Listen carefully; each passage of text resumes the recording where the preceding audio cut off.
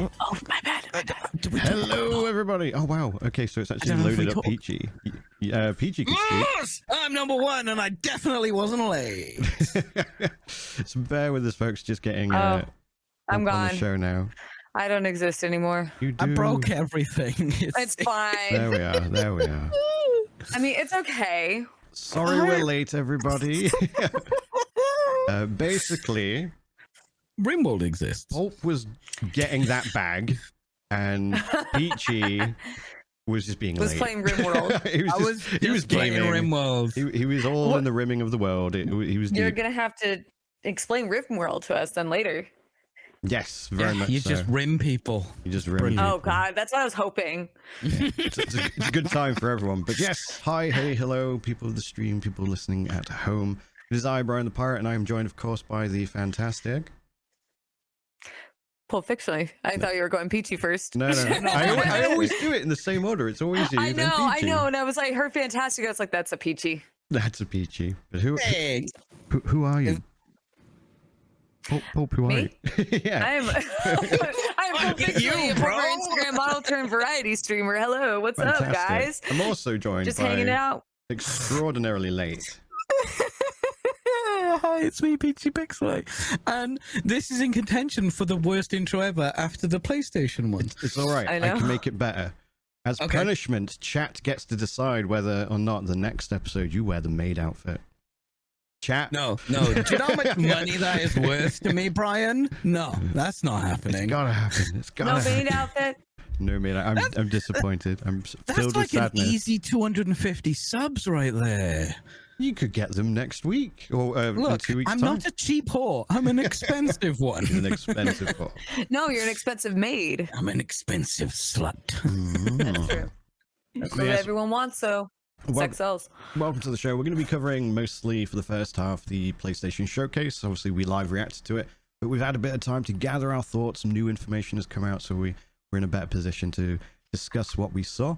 But before that, how was your shoot, Paul? My chat is It was very good. It was for a friend of mine, friends of mine lingerie company for her website. So it was just something as favor for her. Oh, okay. I assume this is going to end up on your Instagram at some point.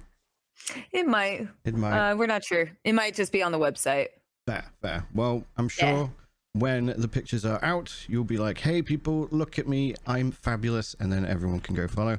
Is there an Instagram they should follow to see these pictures? Huh? Is there a particular Instagram or website they should find these pictures? Oh, on Pulp Fictionally on Instagram. Oh, there you go then. Yeah. So, Peachy, how was Rimworld? The reason you were late. You have to bear with me. My entire chat is full of yes, 100%. He wears it. Chat overrules. Maid's outfit. Smacks gavel. I'm in agreement with your chat.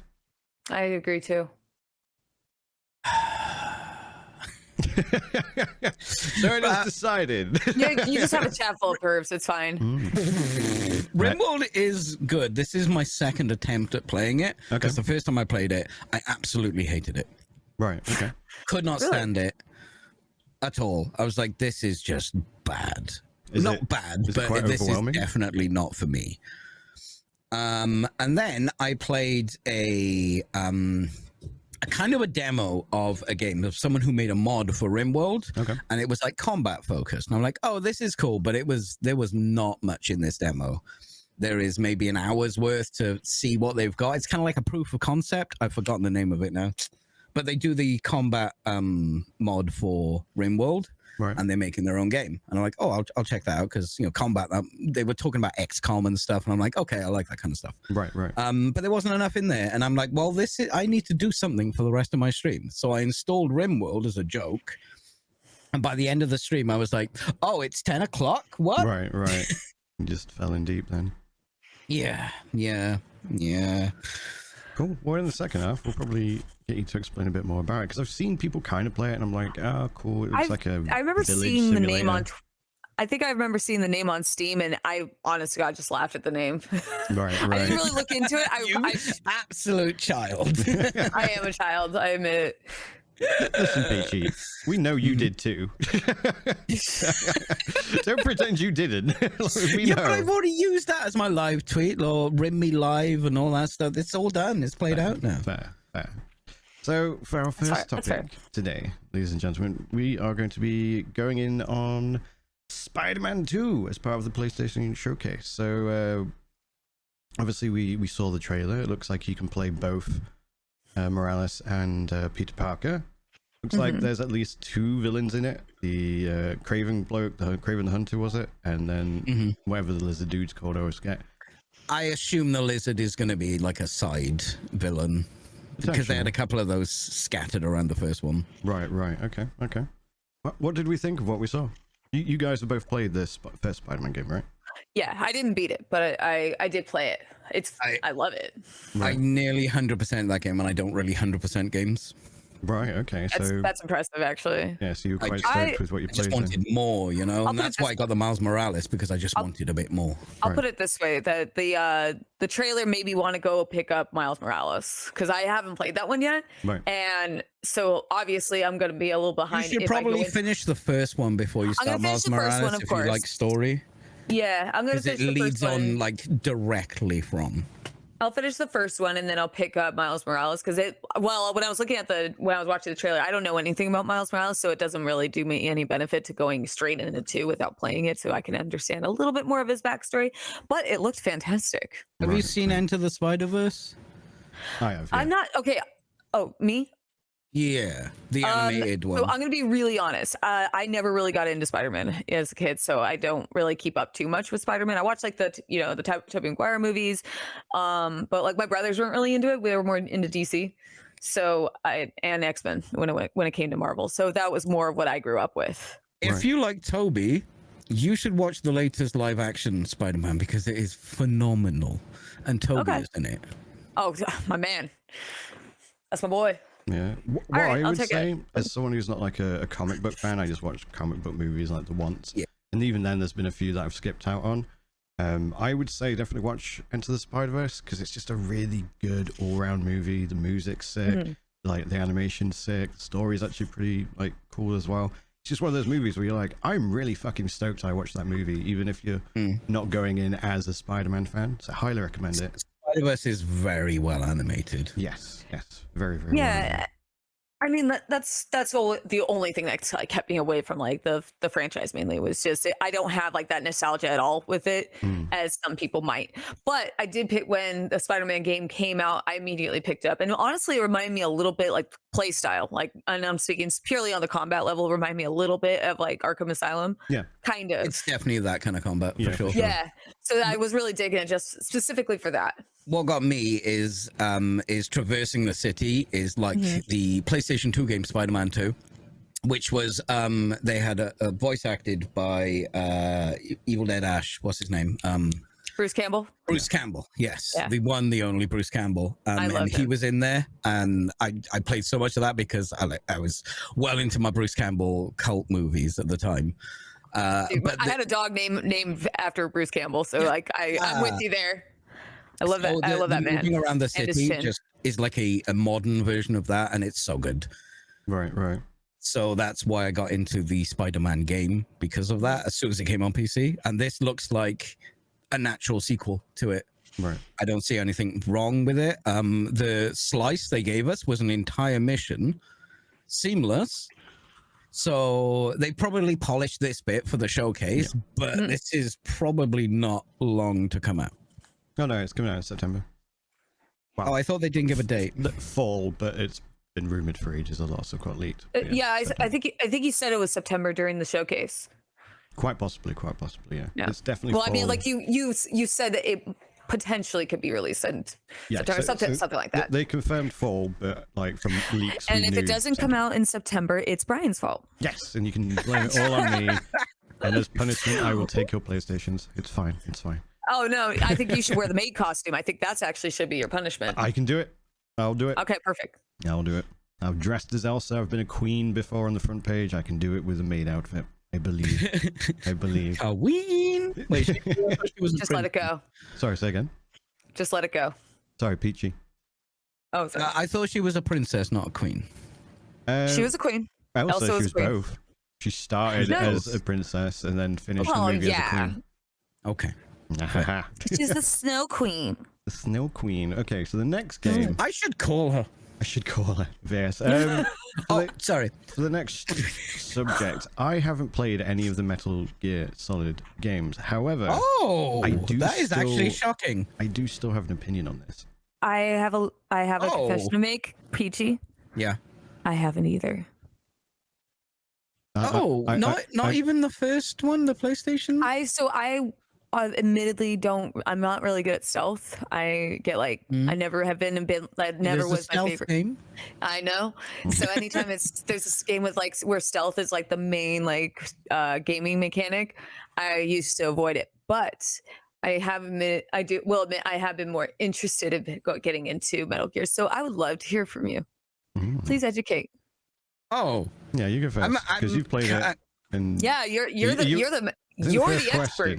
The first question. I mean, I have a giant excited? poster of Raiden from Metal Gear 2, well, Rising, on my wall. I think the best question to kick this off is: are you excited about what this is? Yeah, perfect. Yes, question. no, because I did learn something about the third remake, and there are parts of the theme song for Metal Gear Solid 3 is probably the greatest theme song to any video game ever. And apparently there are some issues with the rights to that song or some parts of that song, and they need to remake it. Right. And that worries me. Okay, because if they'll like the vibe of the song is perfect. Like the whole vibe, like the way they made the first few Metal Gears, the vibe was perfect. It was weird, it was goofy, it was serious when it needed to be, but it was also ridiculous when it needed to be. It was a really good balance. And if they like, oh, we have to change the song, and then go, well, maybe we don't want this goofy James Bond-esque theme song for what is essentially a game about PTSD. I mean, they kind of all are, but like, I am actually worried now. But I do really want to play Metal Gear Solid, the first one, on not a PlayStation. Right. Okay.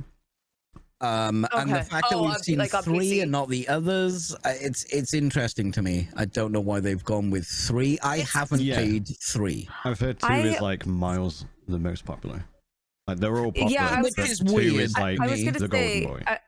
I was gonna say this kind of like feels a little bit more like kind of similar to why they're only remaking Silent Hill 2 instead of starting with the first one, because not as many people played the first one. And so instead they're doing the same thing, it sounds like, with Metal Gear Solid 3, where like it's the most popular one. So let's just remake the most popular one. Then maybe we'll get to the others. Well, that's the thing. My understanding is 2 is the most popular one. That's why I'm confused. I could be wrong. For me, the first one is the best one, but that's probably got a lot of nostalgia tied in there. Yeah, right. I could understand that. I say the first Metal Gear Solid, not the first Metal Gear game, which is 8-bit, 16-bit, micro, top down. Oh, it's like it was NES. Was it NES or Atari? There is an NES one. It's not really a Metal Gear Solid game. It was high fidelity. It's I mean, it's worth playing for a laugh if you like Nintendo games, but it wasn't really Hideo was involved in that at all. Right. See, well, so someone in my chat saying that they're doing 3 first because it's chronological. Would you say that's true? It is. That is a flashback to him during the Vietnamese War, I think. Right. It's all jungle based and stuff, and it's got some Vietnam. cool mechanics about like camouflage and stuff like that. So maybe it's got more mechanics, and they find that easier to sell. Thing is, aren't they doing like a remake of 3 and then a remaster of 1, 2, and 3, which comes out sooner? Because that's my understanding. So I've got the IGN article up at the moment, and it says PlayStation announced a remake of Metal Gear Solid Snake Eater. None of the game itself was shown, as instead we got a big mysterious teaser trailer leading up to Snake's big reveal. PlayStation also announced that the Metal Gear Solid Master Collection Volume 1, which includes Metal Gear Solid 2, Sons of Liberty, and Metal Gear Solid 3, Snake Eater. So that's just PlayStation, right? My understanding is that's just like a remake with potential. Getting Snake's handsome mug though in the screen, that's enough to generate enough hype for people. If they're going to remaster 3 love their anyway, boy. Well, I just worry. I don't trust Konami to I don't trust remake Konami Scream. either, dude. Like, because you know, I do and Konami, I don't. Well, so Konami did Silent Hill as well, and I'm a big fan of Silent Hill franchise, and I'm kind of in the same boat as you with like okay, the one good thing they did. I know this is completely separate, but because they're both remakes, this is why it's relevant. I'm willing to like shelve some of my reservations because I saw that Konami, and at least in the from what I heard with Metal Gear Solid 3 is they brought back the voice cast, and they are trying to bring back some of the original aspects, and hopefully they don't change too much about the gameplay aside from modernize it. And they're doing the same thing with Silent Hill 2, where they didn't bring back the main voice actor because I know there was like some issues with him considering the remakes, but they brought back like the original like creative director and the score. I couldn't think of the name. I mean, the music director and everything. Like they brought so it looks like I don't know what they're gonna do with Metal Gear Solid, but I'm saying I have the same reservations as you do. As like I don't know what they're doing, like how it's actually gonna. I can see Konami looking at Capcom. Capcom's just killing it with the remakes. Yeah, Resi 4. I was like, that's that from what I played of the little slicey demo. I was like, that's good. Maybe Konami are like, oh, this is what we need to aim for, rather than we'll just take this IP and go whatever. Right, and I think what Capcom did, what I think they did correct was. And I don't know if Konami is doing the same thing. I don't know. I like I said, I'm with you. I don't have very high hopes for Konami. They've done some really shady shit. Like the fact that they're not bringing some really great stuff as well. They've done great stuff, but like I'm saying, like what happened with Kojima, like that's pretty shady what they did. And I'm kind of Japanese business culture going on there, and I don't know. Yeah, I don't know. But the fact that they brought back the creative director for Silent Hill, but they didn't do that that could be more on Kojima's side. We don't know. But what I'm saying is what I notice in comparison with Capcom, and I'm using the RE remakes, is that they actually do listen to their fan base in regards to when after the shit show that I love how much of a shit show Resident Evil 6 was. They listened to their fan base and went back to their roots and made it more horror. And obviously, Final Fantasy. Why am I saying Final Fantasy? I have that in my head for some reason. They're all Final Fantasy at this point. Resident Evil 7 did extremely well, and so did RE8. And it seemed like they took like that formula with RE7, and they tried to like rework their older games and their remakes by going back to their horror roots. So I'm taking it. I mean, 3 wasn't really the best. It was kind of goofy. Right. But what I'm saying is that it seems like they're actually trying to pay attention to what their fan base wants. And they also made a fantastic PC port. Really You're good right. port. They did. They absolutely did. So I have 3 concerns. And Konami doesn't have the best track record. That's what I'm trying to say. Is in comparison, they don't have the best track record. Like, I mean, going back, I don't know about Pachinko boys. They went pachinko crazy for a bit, didn't they? They still are. Dude, that's a huge market for them. Yeah. And obviously, like, I have a lot of my own reservations with them because, like, I only bring Silent Hill up as like that's the only comparison I could draw from, because that was one of my favorite franchises. And what they did with that franchise is it's very, very tragic. So I understand your reservations. So that's all I'm saying. To springboard off that, like, I've got 3 concerns. One, as Peachy says, they were fully deep in pachinko and mobile games, and the last proper game they actually made outside of that was Metal Gear Survive, which had no Kojima. They sold save slots for $10 and things like that. So you got that first concern, like, do they know how to make games anymore? I'm sorry, can you go back to that? They sold save slots? Yeah, $10 for extra save slots. Konami have a lot of talent under their wings. That is so. I've never heard. I've heard some really silly DLC, but save slots. Until you hear about Gollum. Oh, I can't wait to talk about Gollum. They pay gated the good voice acting. We'll come back. We'll come back to that though. Don't worry. Sorry. Okay. Oh man, that's spoilers. That's the first concern. Do they even know how to make games anymore? The second concern, mirroring with what you were saying, Paul.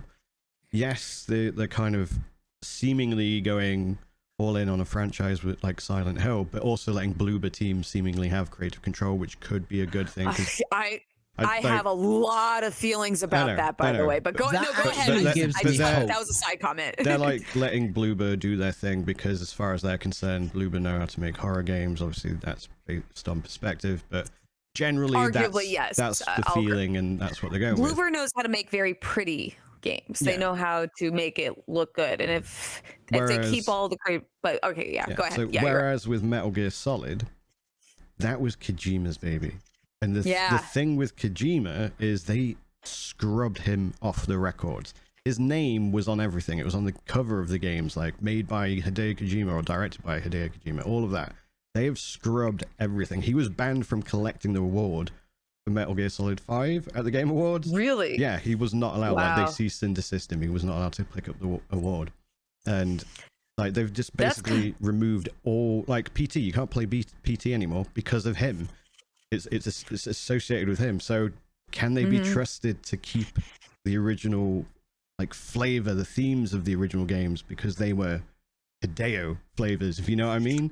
Like, is that something, one, you can replicate to begin with, and two, are they even going to try?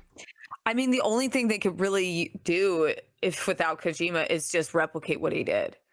If they don't make any changes. I love what Hideo brings to the table. I agree. He's a creative powerhouse of nonsense, and nonsense.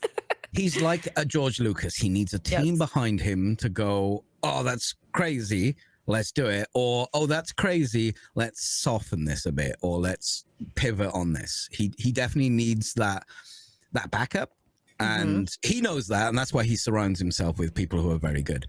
Right. With Konami, Survive didn't do very well. They got a lot of backlash from all of this stuff they were doing. Even pachinko machines, people were laughing at them for doing pachinko machines. With Silent Hill, they've gone to Blooper and they've gone, here's the IP, hands off, make the thing. I would commend them that they brought back the original creative director who worked on Silent Hill 2 in comparison to, Kojima, how they handle Kojima. So I will give them props in that aspect, that they brought back some of the original team who worked on that game to work with Bloober, which will work to their benefit and maintaining the original image and the original vision of what Silent Hill 2 was. However, if they decide to make any changes, like creative changes with Resident Evil, God damn it, I'm all over the place. Metal Gear, they don't have Kojima there. And it might just go off the rails. Yeah. But what I'm saying is, go ahead. Kojima need a hit. They need a hit. In the video game world, they need a hit. Konami, and you're right. Handed this IP to Blooper. Obviously, there's going to be rules and things that they need to follow, but they have handed it over, and Blooper are going to make the game. That's another point. Sorry to interject. We don't know who the studio is. Yes, we don't know who the studio is. Yeah. I would assume something as big as this is going to be Konami umbrella, right under their roofs and do you think that they're going to relinquish control to another studio? I think that they have shown that they are willing to give up some stuff and trust a development team. Right. It might be third party, but if they've done that, then maybe they will do that with their internal development team. And don't forget, the first Silent Hill was Konami cash grab going, hey, Resident Evil's good, let's have one of those. And then you're right. And made this amazing game. It was also a B team too. They were basically they weren't a part of the main development team that they had under their umbrella. They were kind of shoved to the side, and they're like, yeah, you guys go do something over here. And they were just like, we want this horror survival game. These weren't their top guys. Because of what came out of it. It was fantastic. So they have the ability. There is the ability under a Konami banner to make something good, if they give up enough control and don't sell save slots for $20. and they need a hit. They need some goodwill. That even they know that, right? Even they know they need some video games. So I think there is some optimism there, but I am worried about a remake to Snake Eater because of what they've traditionally done. I'm concerned. Right, that's valid. I'm concerned that they're too arrogant to know that this is their last hit, because my third point was going to be how they just treat their staff in general.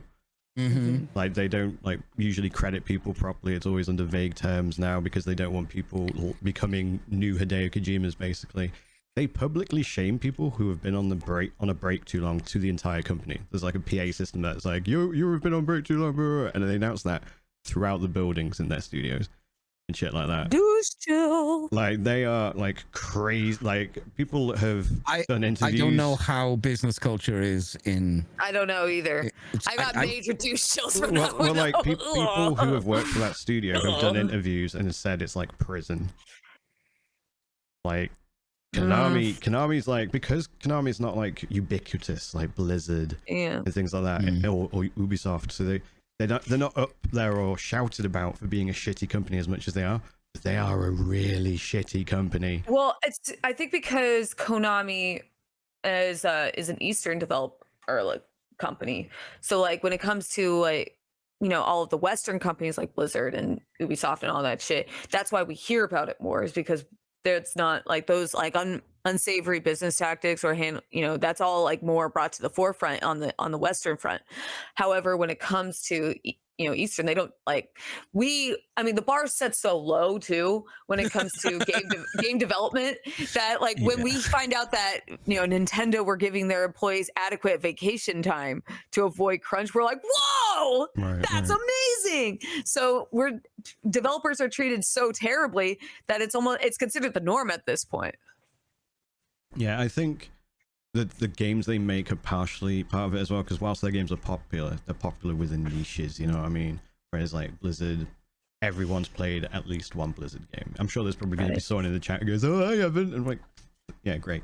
But most people have. They've played WoW, they've played, Overwatch, they've played Diablo at some point or whatever. Sorry, Overwatch 1 or 2? Oh, it doesn't matter. Never mind. They're both the same game. We'll probably talk about that in the second half, to be honest. That's insane. But yeah, so overall then, Peachy, you're optimistically... I'm looking forward to cautious? The remasters, as long as that port is good. Cool. I am very cautious about a remake. I'm with 3. you. But I haven't played 3, but I know people who love 3, and I've seen a lot of people play 3. Oh, you didn't play 3? I haven't played 3, no. Oh, okay. Well, I mean, like I'm so you and I are on the same page with Konami then. Like it's just like you want to be optimistic, but you're just extremely cautious. I think they have shown reasons to grab onto, and we all want to grab onto hope of an IP that we enjoy. Like you don't want especially because you and I have we both have a franchise that they're working on a remake. Like you don't want to see this franchise that you love go to shit. Absolutely. I mean, if you Silent don't Hill's want to see already milked Disney. Yeah. Right. But like, I mean, because like I've already had we've already had so much bad, so much bad came out with Silent Hill. Now it's like, God, only good things could come from this one at least. So I have that on my end. To be honest, not worried, because if they just do Konami stuff, they're not going to last much longer in the gaming space anyway. It's healthy to hold reservations. But I just, being cautiously optimistic isn't necessarily a bad thing. So. Oh, and also after playing Death Stranding, I'm hopeful, but I will be disappointed if it's Hideo getting kicked out after playing Death Stranding. Hideo getting kicked out from Konami stuff, best thing that ever happened to him. Oh yeah, for sure. 100%. Death Stranding is phenomenal. No, 100%. Yeah. And I can't wait to see what other crazy shit he comes up with. Mm-hmm. But moving on, PlayStation streaming device. So just to be clear, it's more of a remote play device. Streaming device, I think, is actually a poor take on IGN's part here. It's a remote play device. So you are in your house, you can play the game in your house as long as your PlayStation's on and the game is installed on your PlayStation. You can't play games directly on it. It is literally a controller with a screen. The screen doesn't come off. And Is that confirmed? It's not been announced anywhere, and you'd think that would be like a key feature. Like, it's not in their marketing. Some of those pictures of Project Q, That screen looks slapped on there. It may be glued on or just screwed on, but yeah, it's like they've mentioned nowhere whatsoever in any marketing at all that it can be taken off, which would be a key feature because it would be competing with LCD 1080p. Yeah, you said it was LCD. It's interesting they're not going OLED because that's like the new thing now. That's what you would expect, right? Yeah, that's interesting to me. Yeah, and like as someone maybe just said, it's to keep the price down because they want someone to go, oh, I might as well because then I can play it when my wife is watching the boat show or whatever. Well, that's the thing. Sorry, like, I read something funny about the design. It's like it's glued together with that green shit from Tears of the Kingdom. It could be. Maybe Nintendo was like, well, since you're copying our shit, we may as well help you out. Just fused it together, just too sad. They split the controller in half. I'd like to see what D-Brand do to it. Oh god! I'm sure D-Brand will do some sick shit with it, but I still don't know who the audience is. Like I know we've talked about, like that example you just gave. I still think it's like households with kids. It would make sense that you have like that one or like multiple kids at least. You know, mom says it's my turn on the Xbox, so to diminish that. Yeah, the price will tell us that. When we see a price on that, we'll know what they're aiming for. But even with that in mind, not every. But I don't. Did they say that you could play that while simultaneously someone else is using the? No, it's directly streaming. Yes, it's one or the other. Other than that, well, I mean, I guess it kind of works if like someone's using the TV and they don't want to like give it up. Yeah, so that would actually be cool if you could play, have like multiple both devices. It doesn't have enough power to do that. I know. I was saying like that could have been an idea, but I'm trying to be more optimistic than some things to take into consideration though, because it is ugly. One, it's ugly. Two, it only streams games from the PlayStation, so you can't use it as a streaming device like the Logitech one or your phone or many other alternatives that already exist that let you play PlayStation 5 games on the go, as it were. I'm being told you can already stream to devices. Correct. Someone's That's literally what I'm saying right now. Wasn't Vita the same? What's the point? So you can stream to your Vita. They made a PlayStation version of the Steam Link, which lets you basically like have a little box like your TV, so you can stream your PlayStation to your TV. You could play PS Vita games on it. It had a little slot for it, and you can already like stream to your mobile, where you just get one of those like backbones that you put on, like I can't remember if it's the Razer backbone or whatever, but it's just a controller that clicks on. You could do that with an iPad or a tablet or whatever, and this seems to only appeal realistically to that one example you gave, which is very, very, very un-Sony. Sony go for the what sells to a lot of people. Yeah, this sells to a microcosm. It's a very niche product. Because realistically, like most people, like it's like, well, like using us as an example, like we're adults, we don't have children, and we would, yay! But like when I want to play my PS5, I'm just gonna go play my PS5, and now I have mine set up on my computer, and we have a second one in the other room. But like, but if I want to play my PS5, I'm just gonna go play whatever, in a more comfortable place, and it's a wireless controller anyway, so I could play from the other room if I wanted to. Yeah. So it doesn't make for me there's no benefit whatsoever to have a portable screen. Needs to be maybe unless you want to play it on the toilet.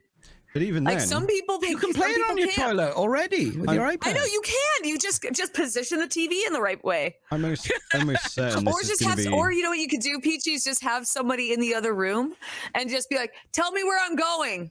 Am I? The thing is, you like the buddy system. I'm almost certain this is going to sell for probably at least £100 or $100. Oh, dude, I think it's gonna be more than that. If this is $100, but people already have phones. And they can just buy it's if it's $100, phone cost, Bryan? That phone, I'd rather not say. Yeah, exactly. This particular phone, but the point I'm making is everyone already has a phone. Everyone has a phone. Mm-hmm. Yeah, and then you buy one of the controller adapters for like 20-30 bucks. I think you can reserve judgment on it until like the price drops. Also, you already said that it's only a streaming device. You can only use one or the other. So that already explains it. I think the price will absolutely dictate whether or not like what this like their intention is, because if it's for a more niche demographic like that, then it would, and it being a lower price point would make more sense. But if they start selling this shit for $300, like I'm gonna be utterly confused. I think if this is $100, people might just pick one up. Maybe, yeah. They're like 150, But 200, and up they are now. using an LCD. It's 8-inch. It's only 1080. Like we are a lot further along from there as far as displays are called. So this could be. Do you know what it could be? Sony could be like, we have these screens, these monitors. We just need to get rid of them. Just use them up. We need to make a product for this. $100. Quick, use Ultra Hand on it. Just use Ultra Hand. Yeah, next to a PlayStation controller. It's just made. And I mean, they haven't said anything, but what if there is a Wii U type game? You can see your map on it. Is there going to be compatibility? That could be okay. That actually could be a cool idea. I mean, I still wouldn't buy it. It did great for Nintendo, but I don't think they would do that though. Also, yeah, it's so well for Nintendo. Do you remember your Wii U? Yeah, the Wii U was a weird one though. But yeah, like I don't see them doing that. I think it would be cool. I didn't have a Wii U, but I don't think they would go down that route. It looked stupid. If this is $100, yeah, I can if understand. It's $100, that will make sense. Because this is like and you quit. You know what? Yeah, okay. You know, that's not. I mean, that's a lot of money, but it's not like buying a new console money. It's not buying a Steam Deck. And I mean, also, it's not competing with the PlayStation 5 because you need one to play it. So they say if they sell this for cheap, people who won't even see a use for this will go. Some people are technophiles too, and they like to collect stuff. And if it sells for super cheap, there might be some people who are like super into like having every Sony product, which I don't know. I understand that mentality, but they might some pick earbuds. It up. Gamer earbuds. So Dude, when you're walking down the street, everyone knows you're a gamer. Do you reckon they're working on a handheld or were working on a handheld and it wasn't viable and they went, oh, well, we've got all this R&D. The last one was the Vita. And I remember like the Vita used to have streaming capabilities. Like you can use that and like stream your games from like your PS3 or PS4. You still can. I never got one. The only handheld I had from Sony was the PSP Slim, and my battery almost exploded. But I still have it. We caught it in time. But I only bought it for like 2 games. So like I've already said, I'm not a big handheld gamer, so I bypassed Vita, but then I heard it was actually pretty decent. Maybe they were working on another Vita and then they decided to scrap it. They're like, well, we got all these screens, we might as well do something with them. I have a hunch, and it's more of an educated guess. They have said, and to back up this point, which I'll cover quickly now, all the games that we saw during the showcase would say PlayStation 5 or PlayStation 5 and PC. All their live service games that are Sony exclusives are on PC. It's only single player like action RPGs, like Spider-Man was the only single player exclusive that is console only. And they've already said in the recent like stakeholder conference they want to expand into PC and mobile. So imagine streaming your mobile games onto your little handheld device. It's a lot more comfy for mobile, goody. Isn't it? Another handheld device for my handheld device. You're a dog. Do you like handheld devices? I could play my cell phone games on a bigger screen. Yeah, but if your cell phone game was cross-compatible... I got a tablet that fucking crushes that, dude. I have an iPad, an old iPad that I could still use. It sucks. I'm not saying... But I can still use it. I'm not saying I would buy it for that reason, but that's plausible. Going into the mobile market, cross-platform with your PlayStation 5. You can play on PlayStation 5 and on your mobile. Oh, here's a convenient mobile device to play your mobile game. Sorry. It's a screen with buttons duct taped to the side. Listen, I've told you, I think it's fucking weird. I don't understand it. I genuinely do not understand the business side of this. The only way I see this being an actual product is if they sell it for dirt cheap. Yeah. Because they need to get rid of all those screens they made. There legitimately is zero reason. That's why it looks like that. 100%. I'm calling it now. They've got these throwaway screens. It's fuck ugly, dude. Like that. It could be. It could be. Should we move on to Assassin's Creed? Yeah, we should. Yes, we'll just please. Be like we're just going to go in circles. I don't know who wants this. So, Assassin's Creed Mirage was shown. As rumors have it, it's a game where they've moved away from the impossibly huge open world format and seem to be going a little bit more towards their original games. You're back in like the Assassin's Creed uniform, for lack of a better phrase. Like the style of the outfit is looks more like Alistair, like Ezio kind of shit. There's more assassinations and stealth. You can sit on benches again and things like that, and that seems to be received well, pretty good by the community. Bullshit marketing, because we saw a screen up there with 3 dead guys lying on the floor while he fought another one. It's the same fucking shit. To be fair, it could still be like an animation. An assassination. I probably did see it wrong, but I really do hope it's a finger blade, not a wrist blade. That would it looked really but it probably is the wrist blade again. It made me laugh. Right. ACNH is the best Assassin's Creed game. I don't play Assassin's Creed games. I played the second one, was like, yeah, it's all right, and then got bored. Animal Crossing New Horizons. But probably just a quick one then. Are we excited about? It just took me a second. No, because of that one screenshot where it's clearly what they did before. It's probably the same engine. Fair. Pulp, are you excited?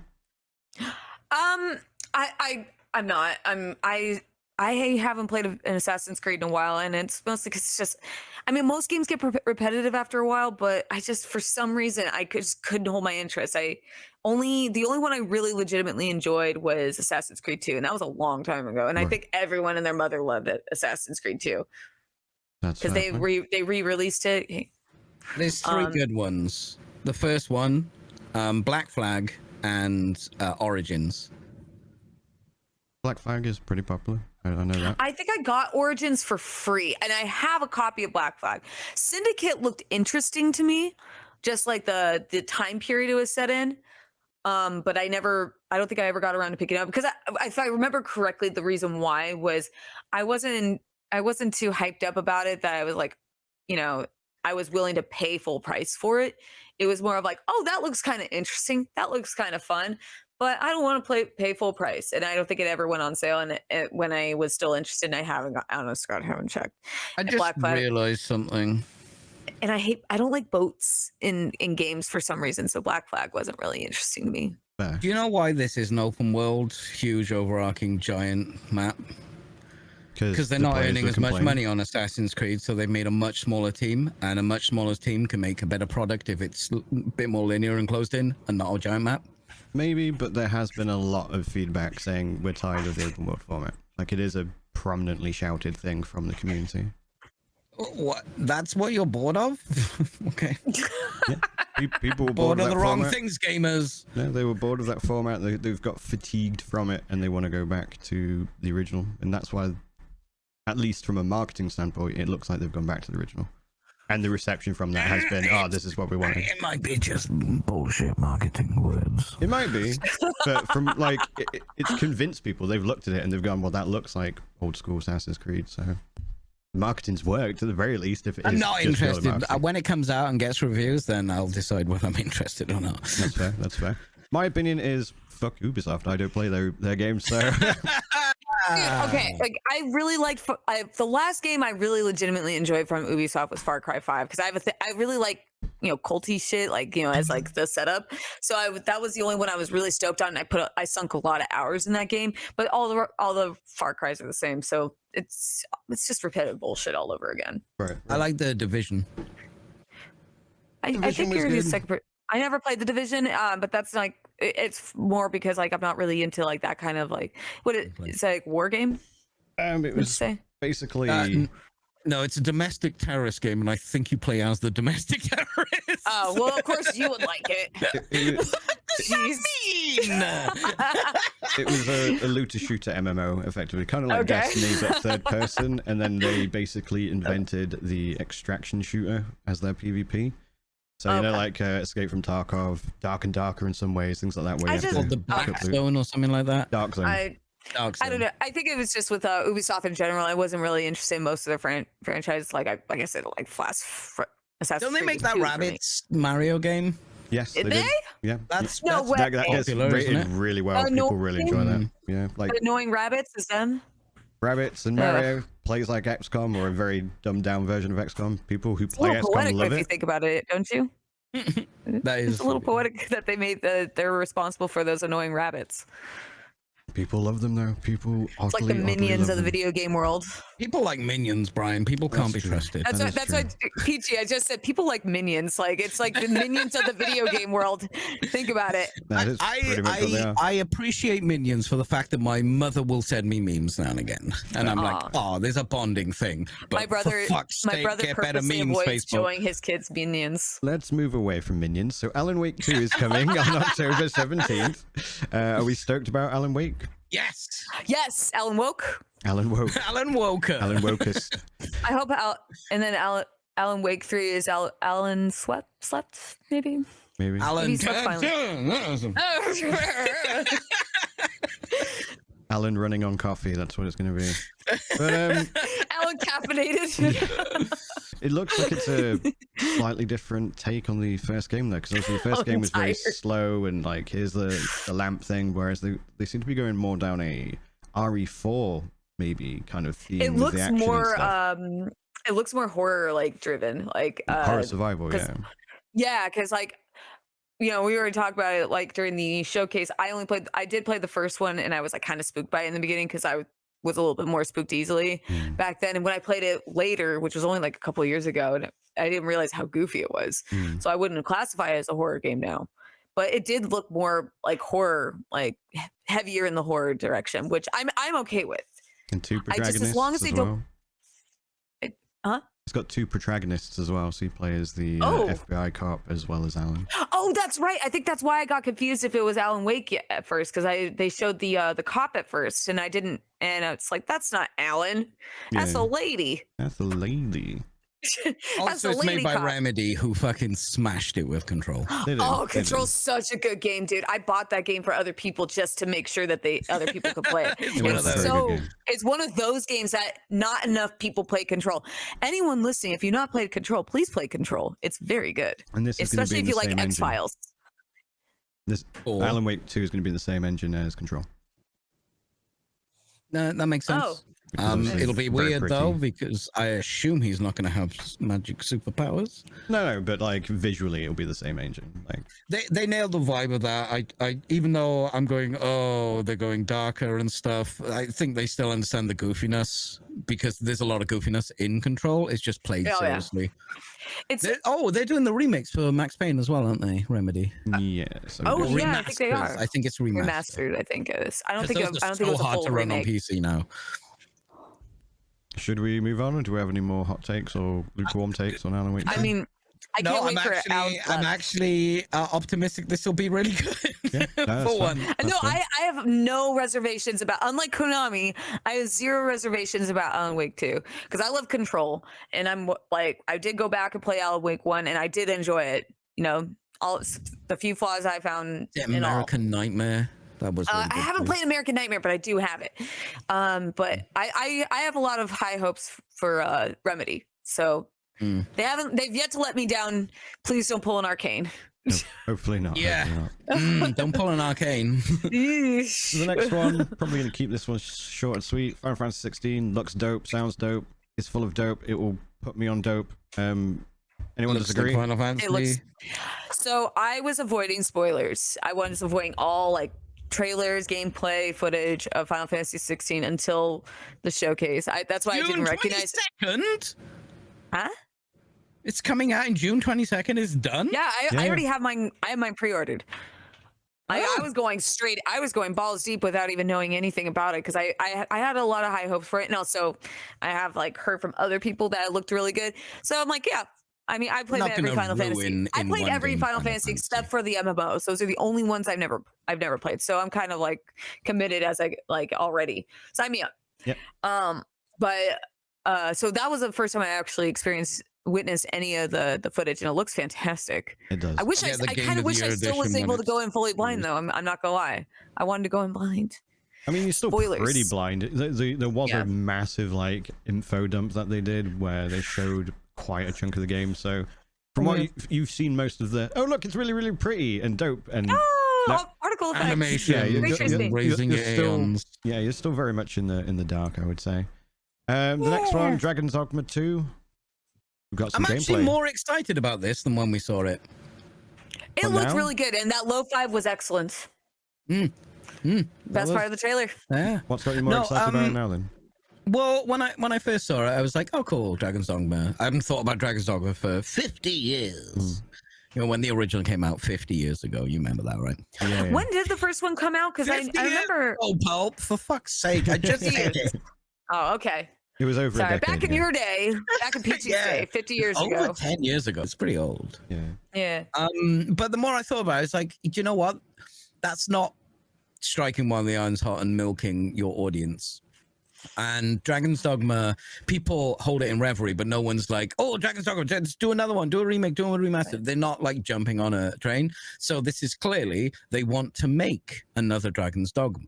Yes and no. There was before they announced it, there was actually a lot of people like, oh, it is in some ways spoken of before they announced it, in the same way that people 2012, you're right, 10 yeah, years. 2012. It's spoken of in a very similar way to how people like, Thank you. Remake Legacy of Kain kind of thing. People were asking for it. It wasn't. It's a, again, it's a very niche game. Yeah, but it's a very niche game. But a lot of people who are fans of Dragon's Dogma were like, we would love a Dragon's Dogma 2. Like there is a pretty big following for it. Yeah, but that's not a huge market of everyone's like everyone wants the PT to be a real game that came out, right? That's, yeah, but every game has an audience. Some have broader, some have narrower, and they know who their audience is. Yeah, but I don't think the entirety of the Dragon's Dogma audience is just like, oh, now the game won it. There are people like, if somebody gave them it, they'd be like, yeah, and there's probably a lot more people happier now, but I don't think anyone was sitting there just begging them to make another one. No, that's what I'm saying. That there are. Like yes, but a niche amount of people within a niche are asking that. It's not like everyone who liked Dragon's Dogma is asking for another Dragon's Dogma. Now they've seen that, they'll go, yeah, awesome, great, want it. But before that, because how long does it take to make a trailer? Pulp, you'd have more information about that. About 6, the what? 12 months. Well, like you want to make a trailer, not just of like. Well, I don't work on trailers. I just do transcriptions for trailers. Yeah, but you have insight into that world that I don't. It takes I'd say it takes a while. It usually takes because usually in anticipation for these press releases, they do send it like to people like with my company, because we're like, we handle like translation into other languages. So it does take a while for a trailer to come out. Yeah, I would say about a year, which is when they made the last announcement where they were like, t-shirts, Dragon Dogma 2 is coming, after doing a Dragon's Dogma tribute. Like, I think it was like the 10th or 11th anniversary, something stupid like that for the original one. I'd say it takes at least like, 5 to 6 months. Yeah. Like, I think because they're scrubbing through as much footage and development material that's, like Forspoken, for example, like that train wreck, they were already like, it was like, I was working on the transcription for that one before even like the final footage was even completed. But there was gameplay in that trailer, right? I didn't see anything yet because it was literally just, it was more storyboards because the footage was still not completed. So and that was I think it was like 3 or 4 months before it was even announced. What I'm saying is this doesn't vibe like a cash grab. This vibes as a studio who wants to make another game. The thing, especially because it is such a niche game, this is for the fans. This updating it, obviously bringing in new people, but this is specifically for that pre-existing fan base. Yeah, 100%. And just in what engine it's on as well. I forgot what it was. RE, is it? Resident Evil. Yeah.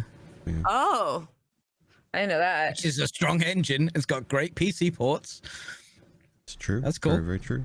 I've not played the game, but I have watched the anime, which is basically the game. So I know the story. I enjoyed it. I look forward to seeing what they do with Dragon's Dogma 2. Yeah, I didn't even know there's an anime.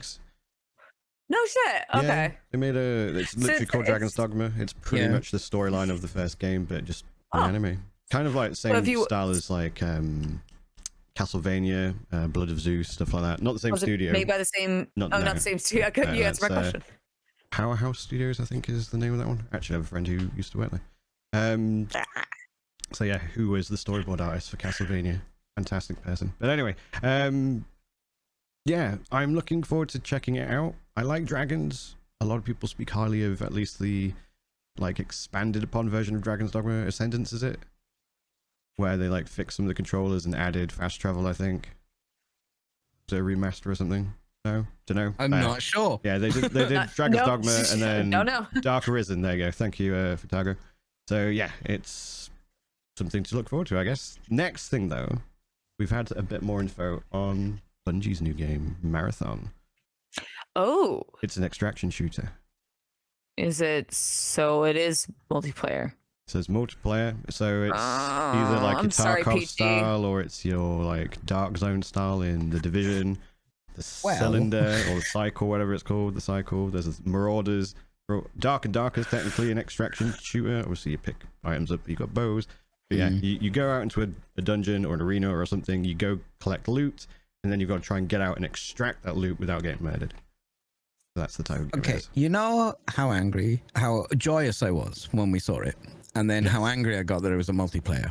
Yeah. Then I found out it was an extraction shooter. And then I went in a deep dive on that QR code website that is all in Japanese and will not auto-translate unless you physically force it to. Right. I'm looking forward to Marathon. So now you're I like extraction shooters, yeah. It looked really neat, so I was already signed up. Yeah. I don't know anything about Marathon, but I like Bungie.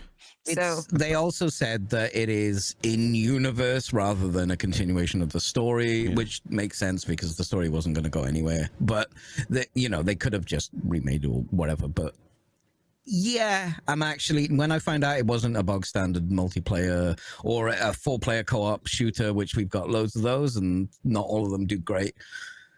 I was like, okay. Because an extraction shooter feels a bit more single-player-y than, team deathmatch. Yeah. And nobody can do good team deathmatch since the 90s. Mm-hmm. Sure.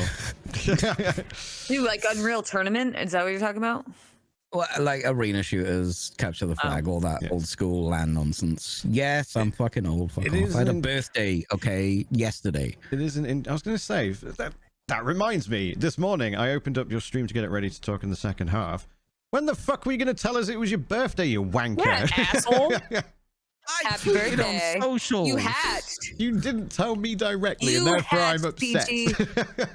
So how old are you now? Okay, do you know how many birthdays I've had? Too many. Tell me how old you are, you bastard. That will lower the value of my brand if I tell you my age. I'm a streamer, therefore I am mid-30s. So you're 40. No, I'm kidding.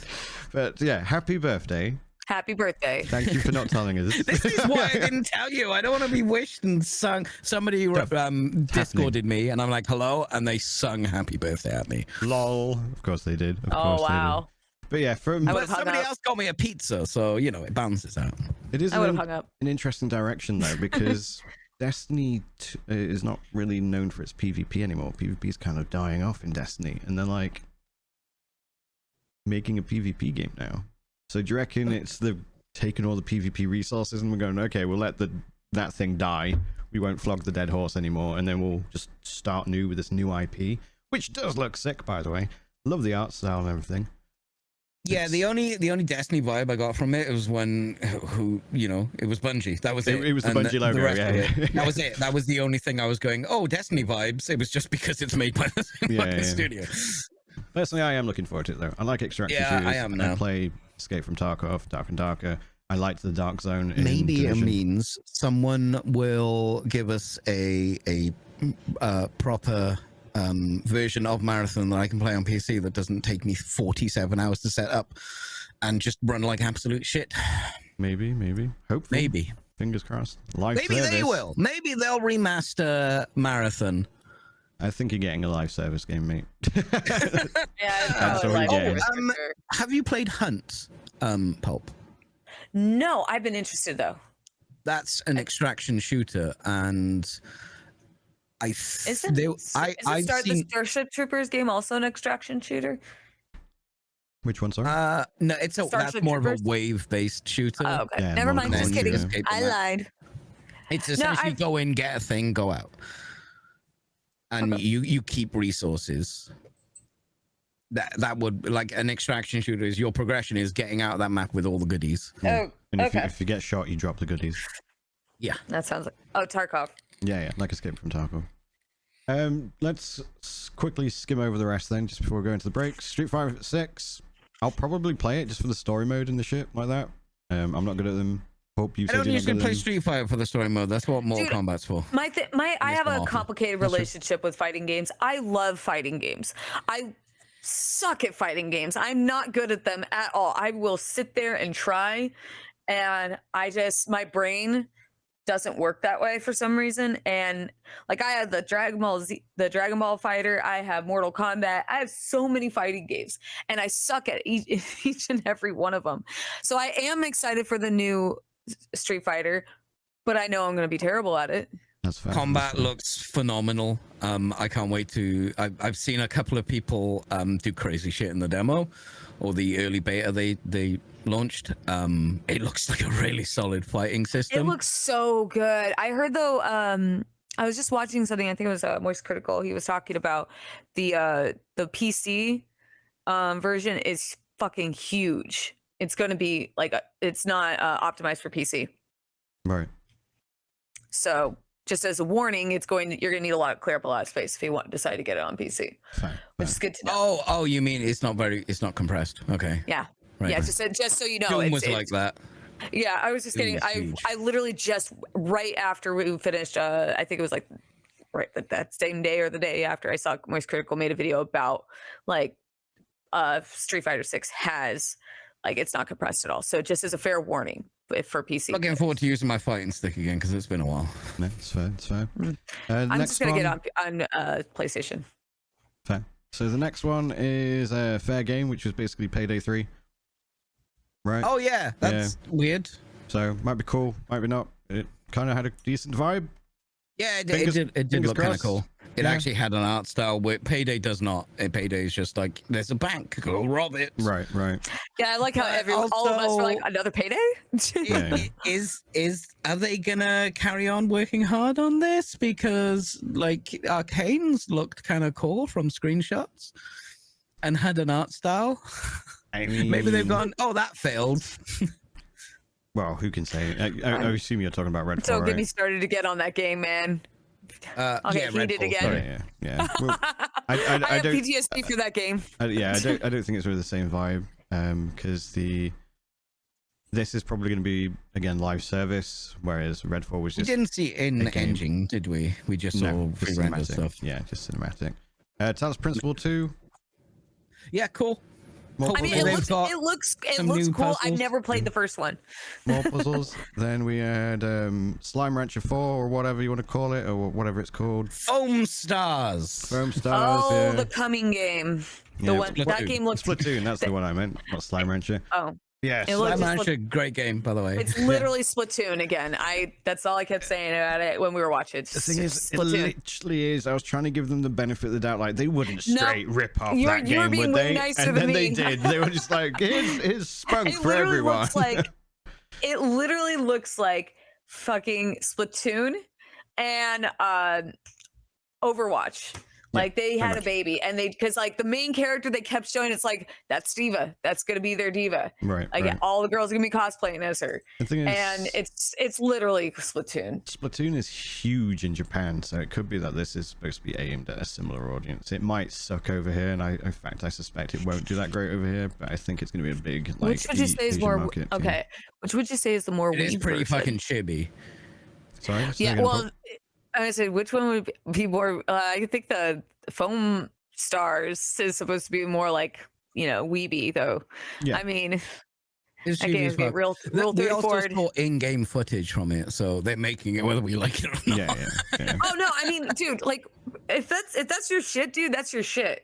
I mean, I'm not hating on it. Like, I know I've heard Splatoon is fun as fuck. I've never played it. I frankly just never had an interest in it. Yeah. It's not for our market. It's not. No, it's not. Like I feel so like So when we saw it pointed out, it looks like Splatoon with titties.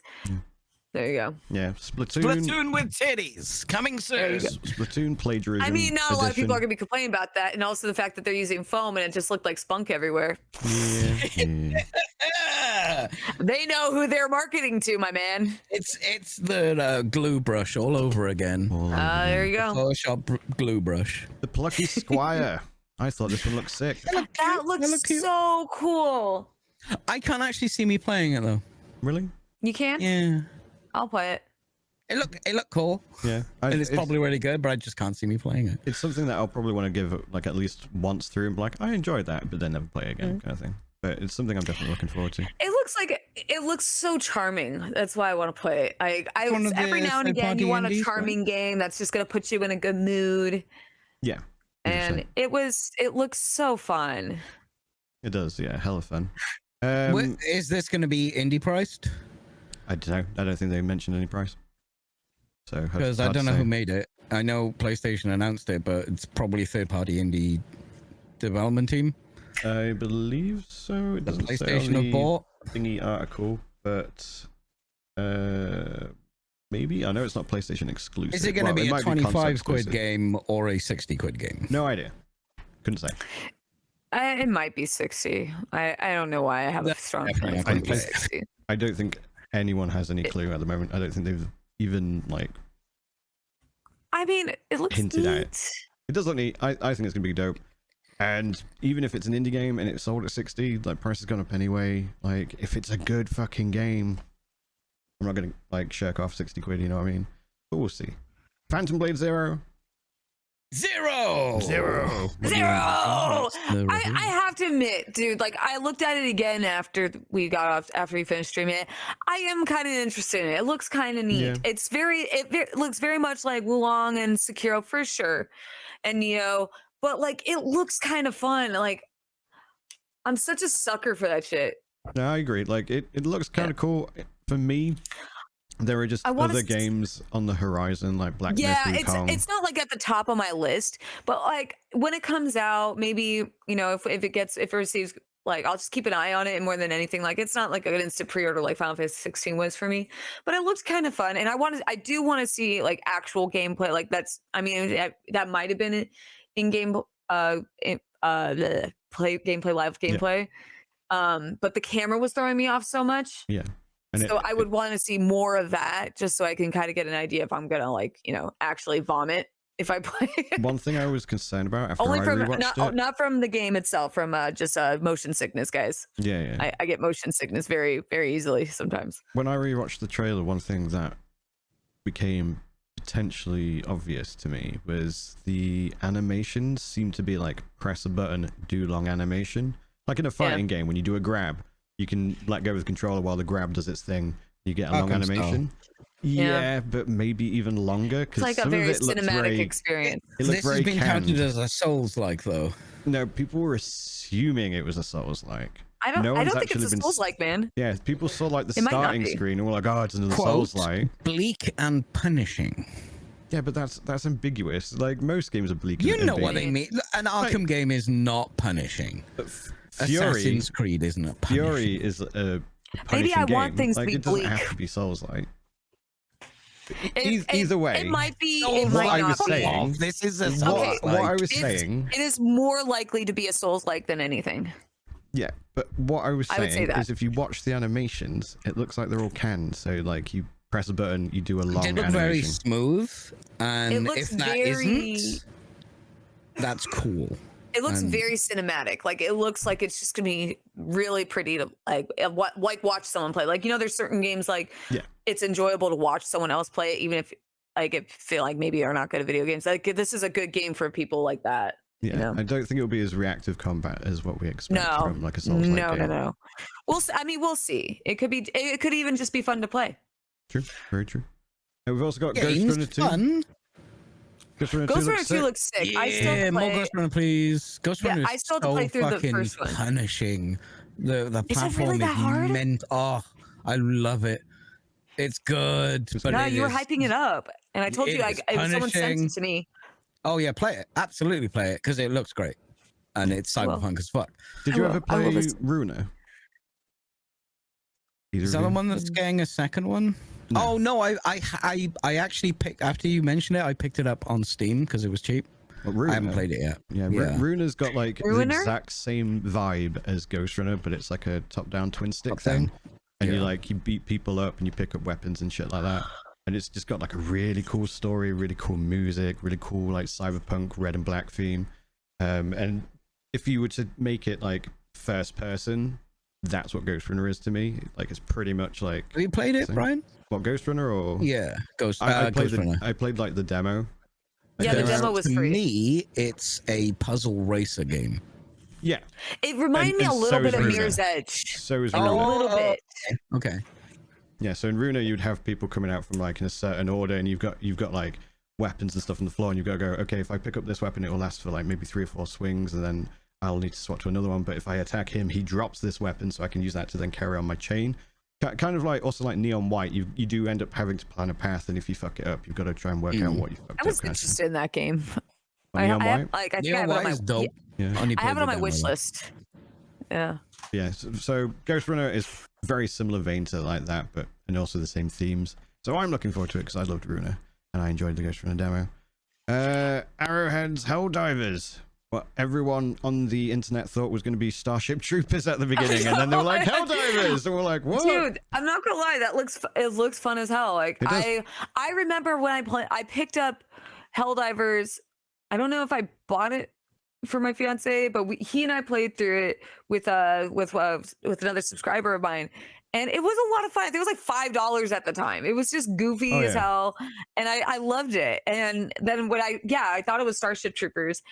And just like the whole vibe of it, just like it does seem kind of like a carbon copy of like the recruitment video in the beginning of the movie, which I mean, I'm not hating. 100%. Literally everyone I've spoken to who is like, oh, it's Starship. Oh, you know what? I'm still okay with it. Kind of thing. I'm still okay with it. Everyone thought it was Starship Troopers.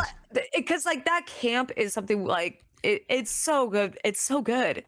Like I love games that don't take themselves seriously. Yeah, so it looks like a lot of fun. If it's co-op, right? It's a co-op shooter. So there's live for story there. That's live service again. Fuck it then. Next, what's next? So it is a bit of a weird change going from obviously like first of all it's going from again isometric top-down twin stick shooter to third person over the shoulder shooter, and it's going from like that co-op play for fun experience to live service. Give me your money. Why did they have to do? If they didn't did a dimensional shift, and that was great. That's true. That's true. I just wish it wasn't live service because, like, I don't mind the perspective change, like at all. I play video games. Like, if I want to go shopping, I'm going to fucking Amazon, bro. Right. I'm a girl. I go shopping all the time. I don't need it in my video games too. Either way, looking forward to Sword of the Sea. Unless it's for cosmetics. Which one was this? I mean, watch the Journey makers game. Oh yeah, I noticed. Not interested. Austin Wintry, Sound of the Sea or Sword of the Sea. Sword of the Sea. So I'm looking at the stream like a small, like the condensed version of it. Right. So I was like, sound? No, sword. Yeah. It looks neat. It looks really neat. It's Journey, but with surfing basically, or skateboarding. Giant squid. Dude, snowboarding. Giant Squid are trying to make their perfect game, and they will get it right eventually. I mean, some would argue they already have, and they just. Journey. Apparently, a lot of people they love haven't Journey because they've done it again. But this one We're has gonna get it right, skateboarding in it. I mean, the other one had skateboarding without the skateboard. Like, look, I'm not shitting on the game. I'm not gonna play it. I'm not shitting on it. It looks cute. The stuff that they made before has been very well received. I was not interested in playing those either. So that's fair play. I'll be giving it a go. I'm a little concerned Austin Wintry isn't doing the music again though. So he's the one who did the music for Journey, which is like critically acclaimed. He's also the guy doing the music for pretty much part of the game that is that God one I mentioned, where you play like a social sim with gods, and it's a musical. Forgot, was it Stray Gods, something like that? Forgot what it was called. Oh yeah. So he's doing the music for that one. So like huge, like well-known composer, but he's not doing from what we saw, Sword of the Sea. So I'm a little bit bummed about that because he's usually really good at music. Res Evil 4 VR mode. I mean, it was only a matter of time that was going to come out. I don't have VR set up because I don't have room for it in my apartment, and that game is really tense. I don't know if I'd be able to handle it. Yeah, that's fair. Like horror games in VR are a different vibe. Well, it's Resident Evil 4. Like, even though they went harder on like the horror this time around in comparison to the original, it's still very action oriented. So the parts that are actually scary in the game, it's more about the tension than anything. So I wouldn't. So. And you get overwhelmed a lot, and like Peachy came in when I was playing, and I was getting swarmed left and right, and it's really unforgiving in that aspect. So like, dude, I can't imagine just like the amount of whiplash people are going to start giving themselves. Yeah. Oh yeah, I know. That's what I'm saying. But yeah, like, you're gonna be like looking around everywhere. Immersion in VR is an entirely different type of immersion. Though. Oh yeah. So like you feel like you're there. You're the one being attacked. I remember showing one of my friends when he came around my Vive, and he played.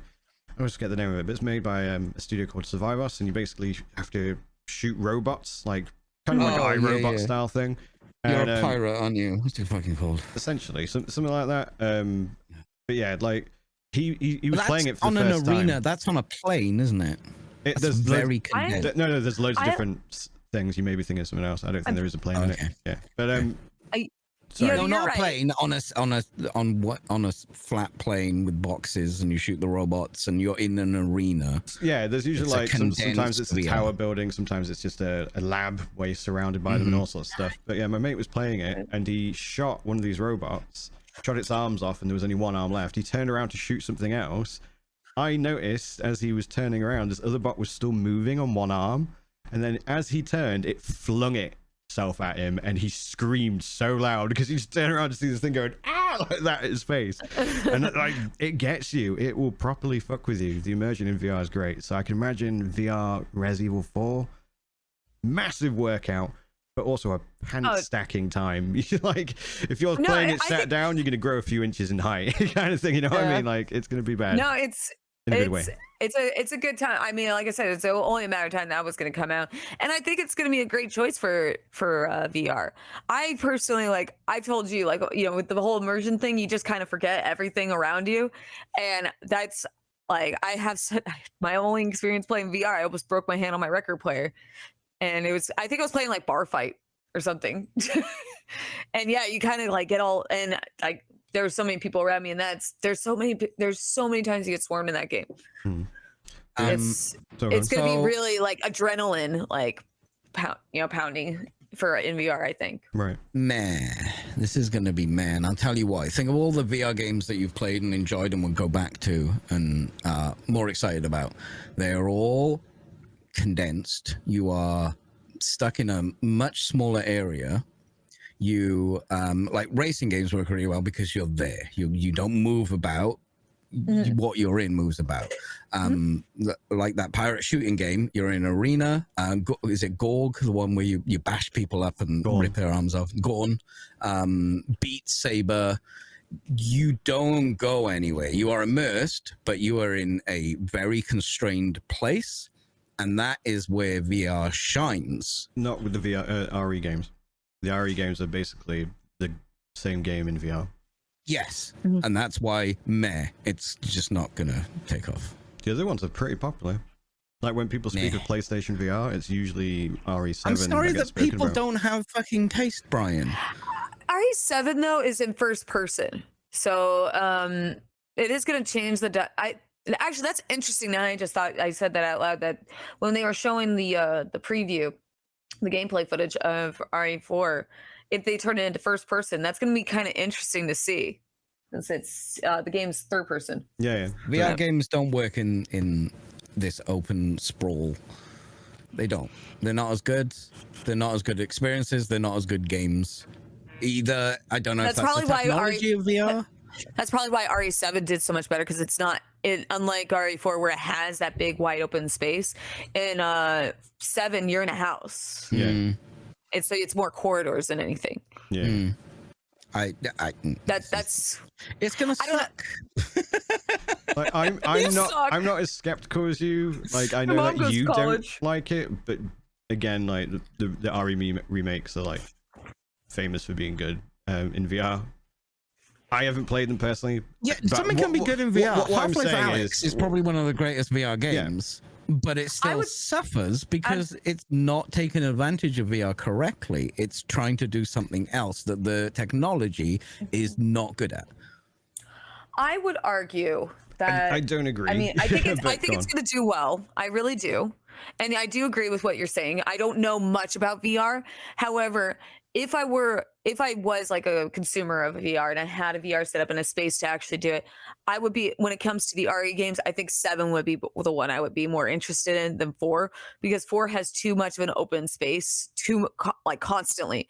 And I would wonder also, because it's an escort mission too, how that would actually translate well into VR, because how badly. Yes.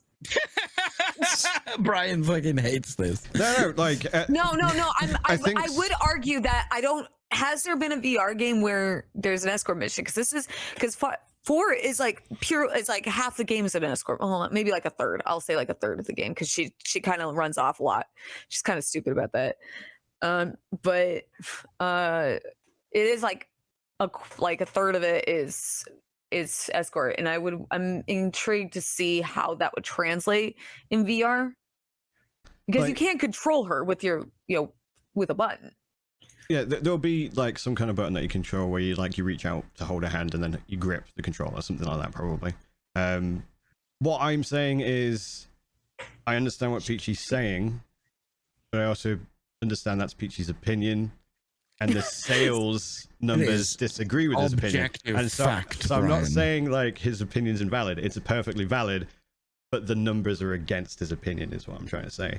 Because your AAA main crowd Luddite gamer has no fucking taste and has no idea what a good game is. Whoa. I mean, like, that's fire. Like almost everyone who's played Half-Life Alyx wants more games like Half-Life Alyx. Half-Life Alyx is really fucking good. Yeah, it's really fucking good. And this could be another Half-Life Alyx. And what I was going to say before we head off to break, PlayStation did quite a bit for VR. Like, we were kind of concerned that they were going to go, here's the PSVR 2, and then they were either going to drop it or keep going with it. Looks like they keep going with it. They actually talked about a fair few games. We are going to go to a break, though, and there are a few games that we've missed, but they were the main big ones. It goes in order of bigness, this list here, to be honest. Bigness. So what we're going to do, folks, we're going to take a quick, probably 5-minute break. We're going to let the music play. Go get yourselves a drink. Go get yourselves a snack, and we'll be back, and we'll leave you some music. Free snacks right here. Are we hot micing it, or...? I'm going to go pee. You can do whatever you want. I mean, I'm going to use the restroom in a second, but... Oh, wait. Hot mics are only for the live show. Get wrecked, YouTube. Yeah.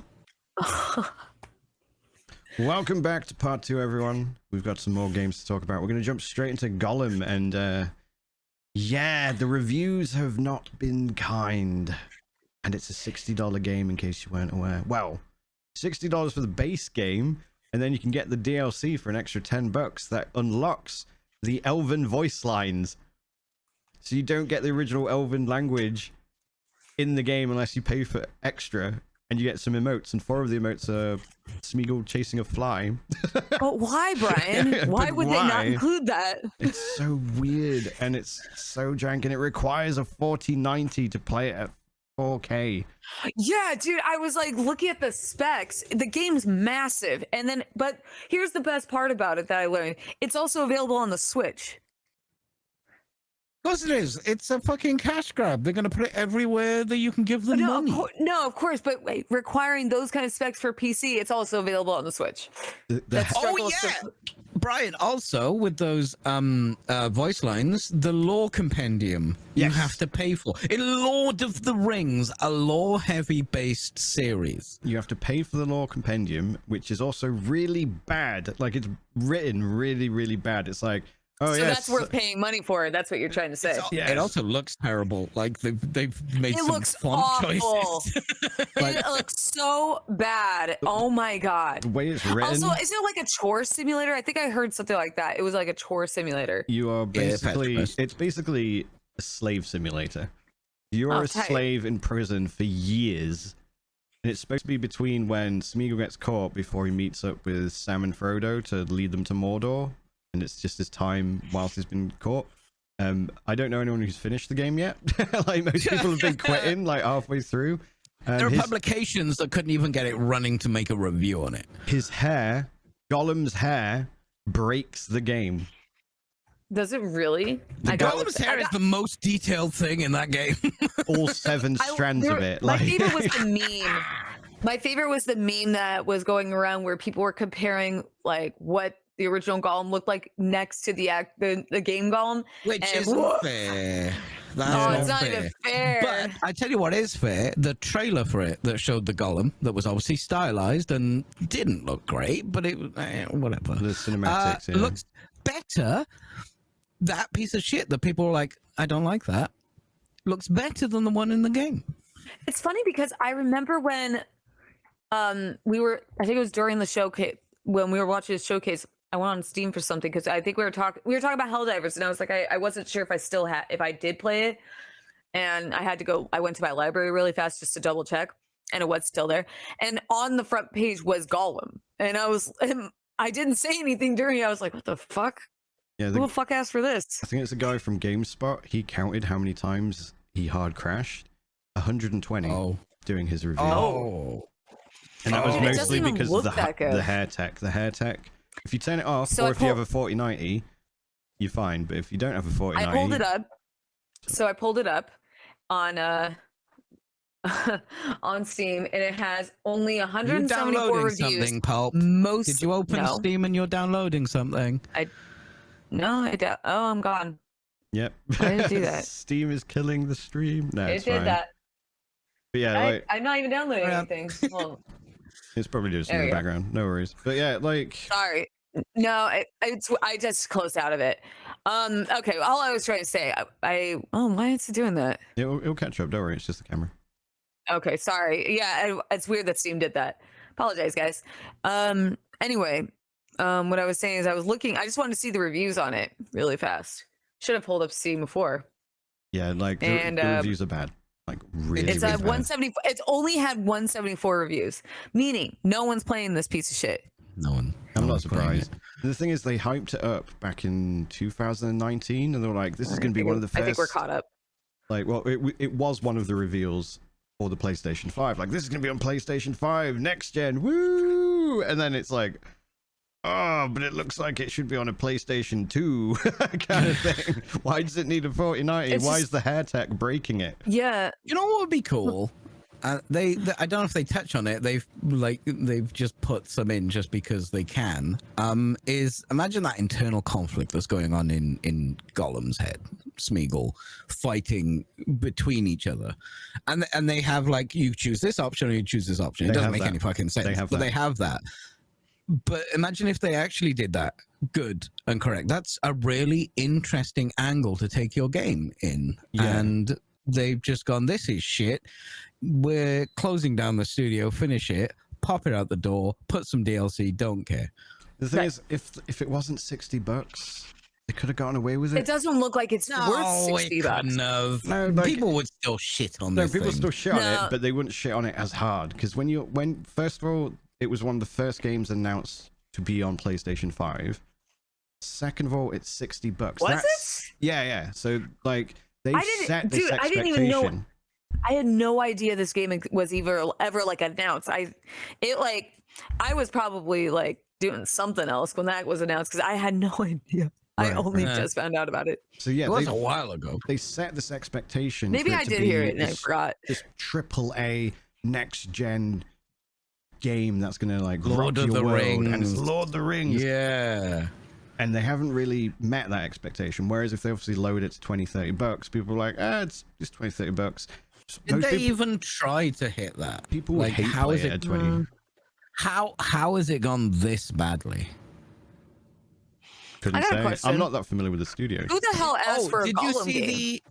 That's an interesting concept. I think that's an interesting concept. Yeah, I think there is room to make a good Gollum game, and like you play on his like split personality issues and stuff like that. I guess it does have. Does it have that?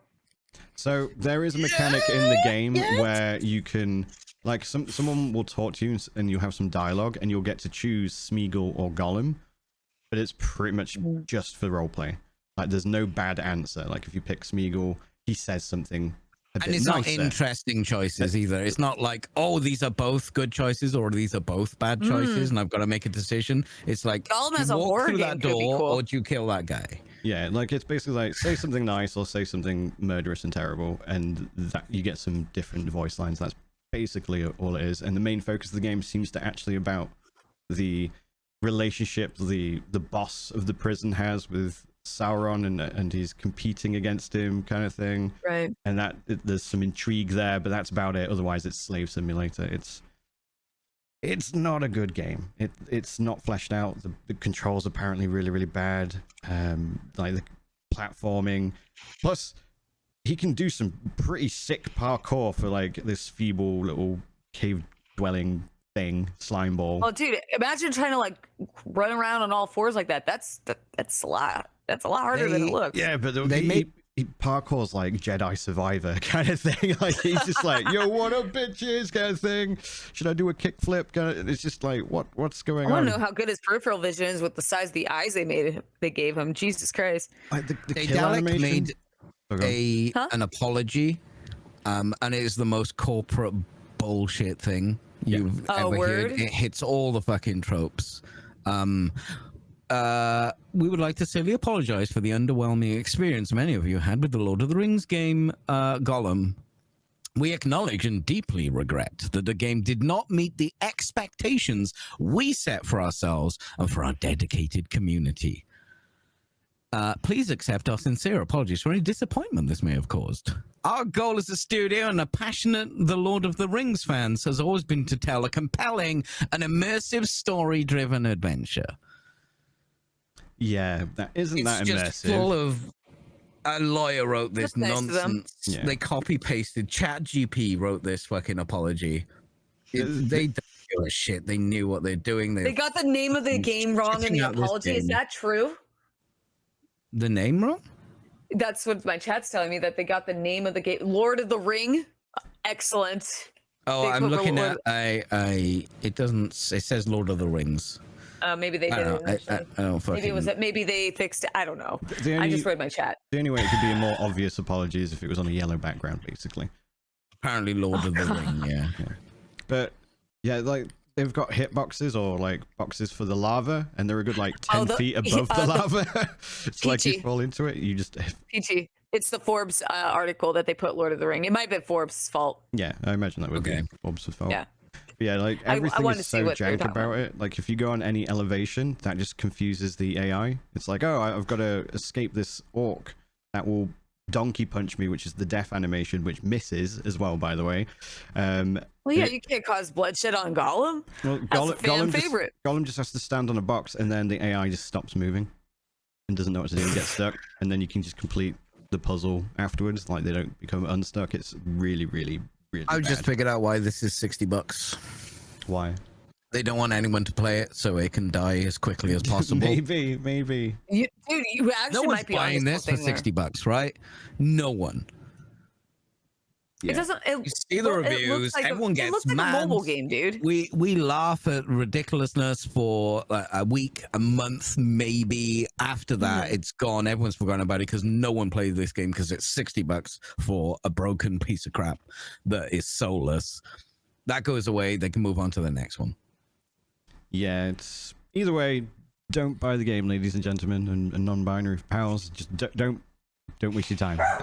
Even if you're a die-hard Lord of the Rings fan, don't do it. You are wasting your money. You may as well just shit in your wallet and clap. Like it's that bad. just don't do it. Just don't do it. Everyone should buy this game.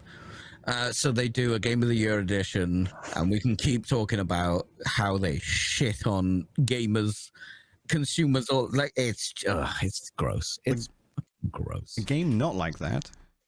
Boltgun. Trying to tell us about Boltgun. Oh, it's okay, I guess. It's I Shut have up, not you had lying this twat. much fun with a boomer shooter since. Gotta go back a bit. Well, that's not released. Ultra Kill is the last time I had this much fun with a boomer shooter. It's I'm a Warhammer fan. and I was expecting more. Well, I was expecting three things. I was expecting it to be a great boomer shooter set in a good setting in the 40k universe is what we got. But also we could have got a game that was just like, oh, this is very Warhammer, cool, yeah, shoot the bad guys, whatever. Or it could have been a boomer shoot and they just skinned it. No, they've made a 40k game to its core. They've even got, oh my god, they got I don't have one, but they got sassy little Nurglin in there, which is on the base of a model. And everyone loves this Nurgle because he's posing like this and he's got like a helmet on, and they put him in the game. Right. These fuckers love Warhammer so much they have put a meme from painting minis in their game. It's a game. It's so authentic. It's a game by fans for the fans. Yeah, 100%. Oh, it looks like Doom. That's awesome. It is so good. It is that looks so cool. It's maybe a little bit Doom.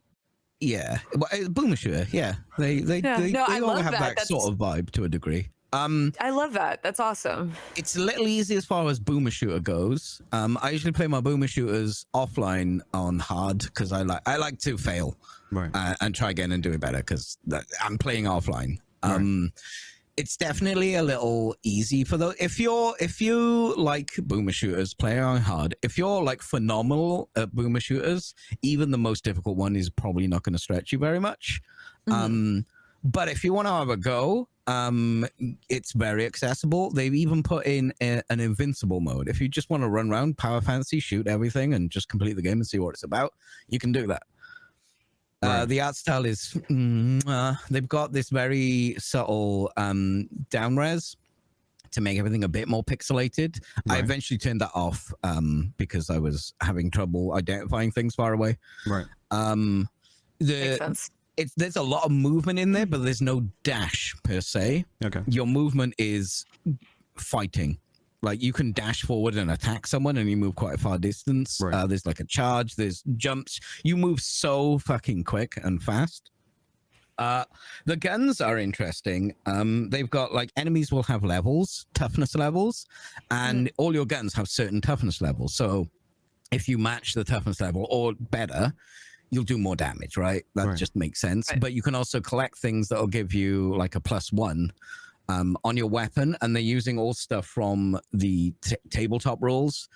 And like the armor pickups you get are all taken directly from like Armor of Contempt is a stratagem in the rule set of Warhammer 9. Right. Right. And Raoul Cooley doesn't even sound like Raoul Cooley. He just sounds like a space marine. It doesn't do anything, but you hit a button, T, to taunt, and he'll just like punch his hands or something and go, heretic! Right. And there are so many of these. I've seen a couple of doubles come up, but I'm just spamming this every time I kill someone. Right. And it's just like, yeah, more. It's just so good. You just like chainsawing through a dude and you're like, smells like fucking heresy kind of thing. Like, right. Oh my God, that's awesome. It's a really good boomer shooter. It is actually accessible. There are some boomer shooters that aren't. But yeah, you drop if you're not into boomer shooters, drop it down difficulty. If you're getting really stuck, just hit the invincible mode. You'll have a lot of fun with it because when you start chaining together kills and chainsawing, and it's just a power fantasy game. And I do like that aspect of boomer shooters. One thing a lot of people may not know, and are probably going to want to know if they intend on playing Space Marine 2, is Boltgun is a direct sequel to Space Marine. Is it? Well, that's what we've been told. Well, it's supposed to be the bit between Space Marine, the game that's come out, and Space Marine 2. So it's supposed to be the bit that fills the gap between it. So voice actor Rahul Cooley does reference the character from Space Marine. Mm-hmm. And it's in Warhammer 40k, and there is a Bible and things you have to follow when you're in that universe. So it is in the universe because both games are in the universe. I think it's more of an Easter egg, like, hey. But I don't know. Maybe the story that I didn't read and just immediately skip through because I want to kill heretics more strongly references the other stuff. Yeah, it happens on the same planet, but that is a planet in universe. As far as we've been told, well, as far as I'm aware, it's all the same universe. So yeah, it is. You know, it's all in Warhammer. It's phenomenal though. Apart from, oh my god, there are berserkers in there, and they're impossible. They will take you from 250 health to like 40, and you can't do nothing because they just run at you, and then you kill them, and then they fucking respawn. They just respawn and charge into you again, and you got to shotgun them away, jump away. Oh my god, I hate them. I hate them so much. Yeah, one of the lines is, "I will finish what Captain Titus started." Yeah, I was just about to say that. Looking up the article, but from at least the general consensus, I've seen a lot of people say it in the influencer sphere, but they've all said that it's supposed to be like a telling of what happens between the two games. So it's probably a case that you're going to want to play this, pay attention to the story, which Peachy's very famous for doing. It's literally just, they're very pretty, but it's just cutscenes with a couple of words. This is fully voice acted. It's cool. Yeah. The thing is, I know a lot of Warhammer lore. I watch a lot of Warhammer lore. It's just more Warhammer lore, and both games are set in the same universe. So, yeah, he is on the same planet. He does directly call him by name. That's enough, I guess. Yeah, that's fair play. Mortal Kombat 1. So we discussed previously that we suspected, or I say suspected, that the executives had leaked the game by going, "Oh yeah, the next Mortal Kombat game's coming out this year," and everyone was like, "Wait, what? Did you just drop that in a conference call, like with your shareholders?" And now we've had the trailer. Have you guys seen the trailer? I have not seen the trailer. I pulled it up for me to watch later. The trailer is, it goes ham on the fatalities. They do some funky shit. But essentially, like, I haven't played Mortal Kombat 11. You haven't what? Sorry, what's going on? But yeah, I haven't played the 11th game, but at the end of the 11th game, one of the characters does something that causes some timey-wimey shit. And basically, this is supposed to be like an alternative universe of 1 onwards. And they're going to have some special characters in there. They're going to have Highlander from The Boys in there. Peacemaker from DC Comics in there. I think there was a third one. Can't remember who the third one was. But yeah, so it looks like they're doubling down on like the fatality shit, like eyes being poked through by thumbs and stuff like that, heads exploding. I and wonder all if sorts that's of shit. them like kind of like nodding to like how they were like the ones who like started the ESRB, and they're just like, let's go even harder than the first one did. For sure. Ever. Like I would not be surprised if there's been like complaint letters about this trailer from momsnet.com or whatever kind of thing, basically just saying this is too gory for my kids. It's gonna make them into murderers. Well, your kids weren't supposed to be playing it anyway. Yeah, true. But yeah, I was just thinking when you said that it goes ham, I'm like, it has to be because the ESRB. There's like, that sounds like some petty level shit, and I am here for it. I love that kind of pettiness. The reason it goes ham is because every single Mortal Kombat game has gone even more ham than the last one. I think this whole flashback to Mortal Kombat 1 isn't a big change. They just want to reset their universe, and the gameplay is just progressing how you would expect it to for the next Mortal Kombat. It looks cool. I'm don't just glad know to see they haven't reached their limit yet, and they're like, no, we can do more kind of thing. I don't know how heralded the mechanics for Mortal Kombat are. I enjoy them, but I get them when they're on offer, and I play through the story, have a good laugh, enjoy the the stories are usually pretty good as well. Like, they're fun. The Mortal Kombat games are pretty good for like a single player experience if you're not after the PvP aspect. I think they just want to reset the story and do a whole new thing. I don't think it's a massive change. It is just the next Mortal Kombat, which is not a bad thing. Man. Yeah, it does look sick. Yeah, but I don't know how lauded the mechanics are, because something like Street Fighter or Tekken, they've got their own, like, oh, this is my fighting game. This is the best type of fighting game. I don't know what people think about Mortal Kombat. I like Mortal Kombat. Yeah, I bought like 11. I still haven't even played that one, and so I'm really excited for this one. I mean, not gonna lie, they're I would say they're famous for their PvP. They're usually at the game fighting convention. Yeah. I forgot what it's called. Yeah. I just don't know, because also that's just that arcades, have a huge one, and then Tekken will have one, and they have like Blaze Blue players. Yeah. I'm just not sure where it is on the mechanics for like esports. I don't know where it is. I don't know about esports, but games. Like, it's usually Guilty Gear. It's just so it's usually like Guilty Gear, Smash Bros, Tekken. I think Mortal Kombat's usually one of them, and then there's another one that I can't think of, probably Street Fighter or something. They're like usually the big ones that get the biggest money. Yeah. And then they have like the lower brackets of other games as well, like Virtual Fighter and King of Fighters, I want to say. That might be one of the top ones as well. That's pretty popular. Isn't there a new King of Fighters coming? I believe so, yes. Yeah. I'm not very clued in on the fighting thing. I usually just watch it, or I'll watch like Maximilian Dude and just be like, this man is obscenely good at games, kind of thing. Like he was sick at Rumbleverse. He was. If you want to catch up on some fighting games, watch Maximilian. That's just their shit, man. Like fighting games, that's just their shit. I told you the story about like a friend of mine when we were talking about Street Fighter, and I was like talking about like, oh yeah, you know, I love fighting games and I'm not good at them, but I love them. And my friend comes over and we are like, no, I think we played online. And just demolished the shit out of me. And I guess like that's his whole thing, and I had no idea. Right. It's like some people that's just their shit is just fighting games, and they're just obscenely good at them. No, 100%. It's definitely one of those things where you have to practice a lot and play it a lot and really know the game. And if you're one of those people who's like, oh, I don't know where the invincible frame is or how to do X when the animation is at this exact point, it's like the little arcade kids. Like if you were like, you know, if you went to an arcade when you were a child. Right, because we're old, and you go in like you just want to go play a little Mortal Kombat. You put your token in or a quarter in, and those kids are always like just camping the machine. Hey, do you want to play against each other? No. Yeah, and it's like, no, you're gonna ruin my life. I'll just play the arcade mode. Thanks. But they always do it, man. Yeah. They'll always come up and be like, "You want to play against each other?" No, I really don't. I really don't. Please don't bully me. Right. So in a previous episode, we talked about Dolphin coming to Steam. I saw, and I'm not surprised this happened. Yeah, so I hypothesized. I was like, I wonder if Nintendo are going to come after them. And then obviously last episode, Nintendo went after GitHub for emulators, and Peachy broke the news to me earlier today.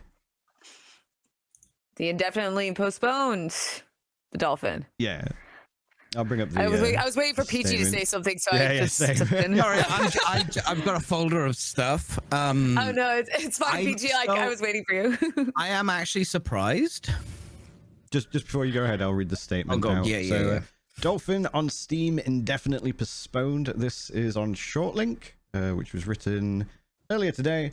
It is with much disappointment that we have to announce that the Dolphin on Steam release has been indefinitely postponed. We were notified by Valve that Nintendo has issued a DMCA. I didn't know it was a DMCA. For fuck's sake, that actually really annoys me. Against Dolphin Steam. No, it won't, Brian, when I tell you what I've learned. And have removed Dolphin from Steam until the matter is settled. We are currently investigating our options, and we will have more in-depth response in the near future. We appreciate your patience in the meantime.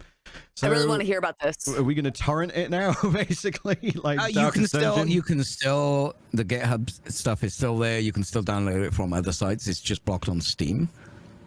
Even still, the thing that's annoying me is they've misused DMCA again. No, they haven't actually. That's the surprise. So I wanted to hear what you had to say about that. Since 3.1, I believe, Dolphin, in order to run its games, has used the actual trademark cryptographic keys. Oh my god! Nintendo trademarked specifically for the Dolphin back when they were going to call it the Dolphin. Decrypt ROMs, games, ISOs, discs. Dolphin have fucked up. Yeah, no, that is. They've actually used DMCA stuff. This isn't Nintendo going DMCA, you get a DMCA. They have actually used the DMCA correctly, and I hate saying this, but Nintendo are right, and Dolphin has fucked up. Yeah, no, 100%. I didn't know that it was actually copyrighted material. That's why I was saying, you wait, Brian, you wait. This changed. This changed dramatically because that is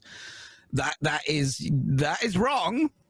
Stuff like RetroCade, what's it called? RetroArch, doesn't use them. Makes you put them in. That's why that's been fine.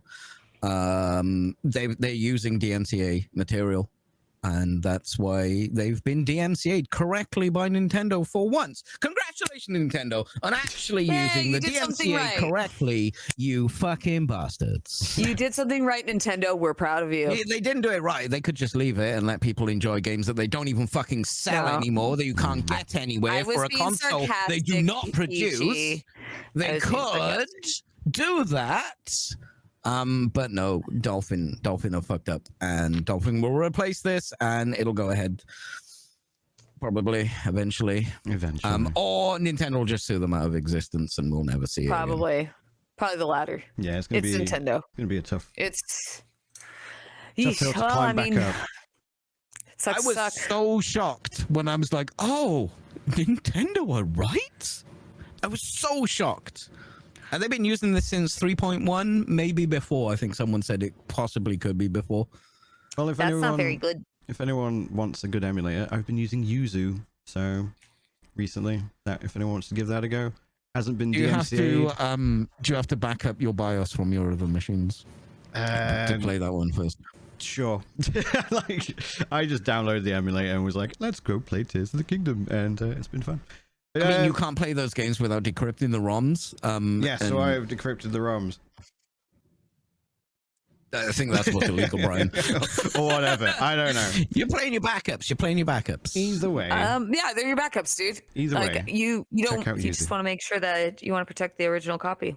Yes. 100%. Yeah, so Dolphin have messed up, and this won't go ahead on Steam until they fix that, if they can fix that. I'm sure they can, but if you look at the GitHub repository, it is all there. Yeah. All of those trademarked numbers. They're just numbers. It's just a long string of hexadecimal code. So, but it is trademarked specifically to decrypt Nintendo's ROMs, and that is trademarked. Right. Either way. Suck. Sorry. Yeah. That's just how I would work. There are others you can use out there, so it's not too big a deal. Well, no, Dolphin. You can still get Dolphin. Just it has Dolphin never came to Steam, and it is still not on Steam. Yeah, nothing has changed other than we've realized that Dolphin have messed up. Speaking of Tears of the Kingdom, Dolphin's kind of buggy anyway. Speaking of people messing up, Tears of the Kingdom. Me? What about my Tears of the Kingdom? I didn't mess up. No, but you've played more of it. Ignore Peachy. I have. I've been playing a lot of it. I thought when you said speaking of messing up, I'm like, hold on. That is not something I've done. Hold the fuck on. Brian, before she starts talking about this, can you play this video in the background? What video in the background? Instead of gameplay, here we go. Here's some actual gameplay you can play in. Do I want to know? No. Press play, Brian. Press play on it right now. Do it, Brian. It's on Twitter. Not Twitter. It's on Twitch. I don't want to get fucking TOS, Monka TOS, because of big flaming penis. That's all chat needs to know. That's all chat needs to know. Tears of the Kingdom is make a penis simulator. Like everyone. It's make a penis simulator. You can crucify the Koroks. It's great. I've been solving. People have been crucifying the Koroks. Yeah. It's hilarious. I just got the Master Sword. I was like all day 2 days ago. Spent most of my stream just chasing a dragon. It was ridiculous, and I was trying to get a claw. And it was just not a good time. I'm not really great at the building thing, I've noticed. I think it's probably because I'm a woman. I'm not really good at like perspective. And women have never built anything. Women never built anything.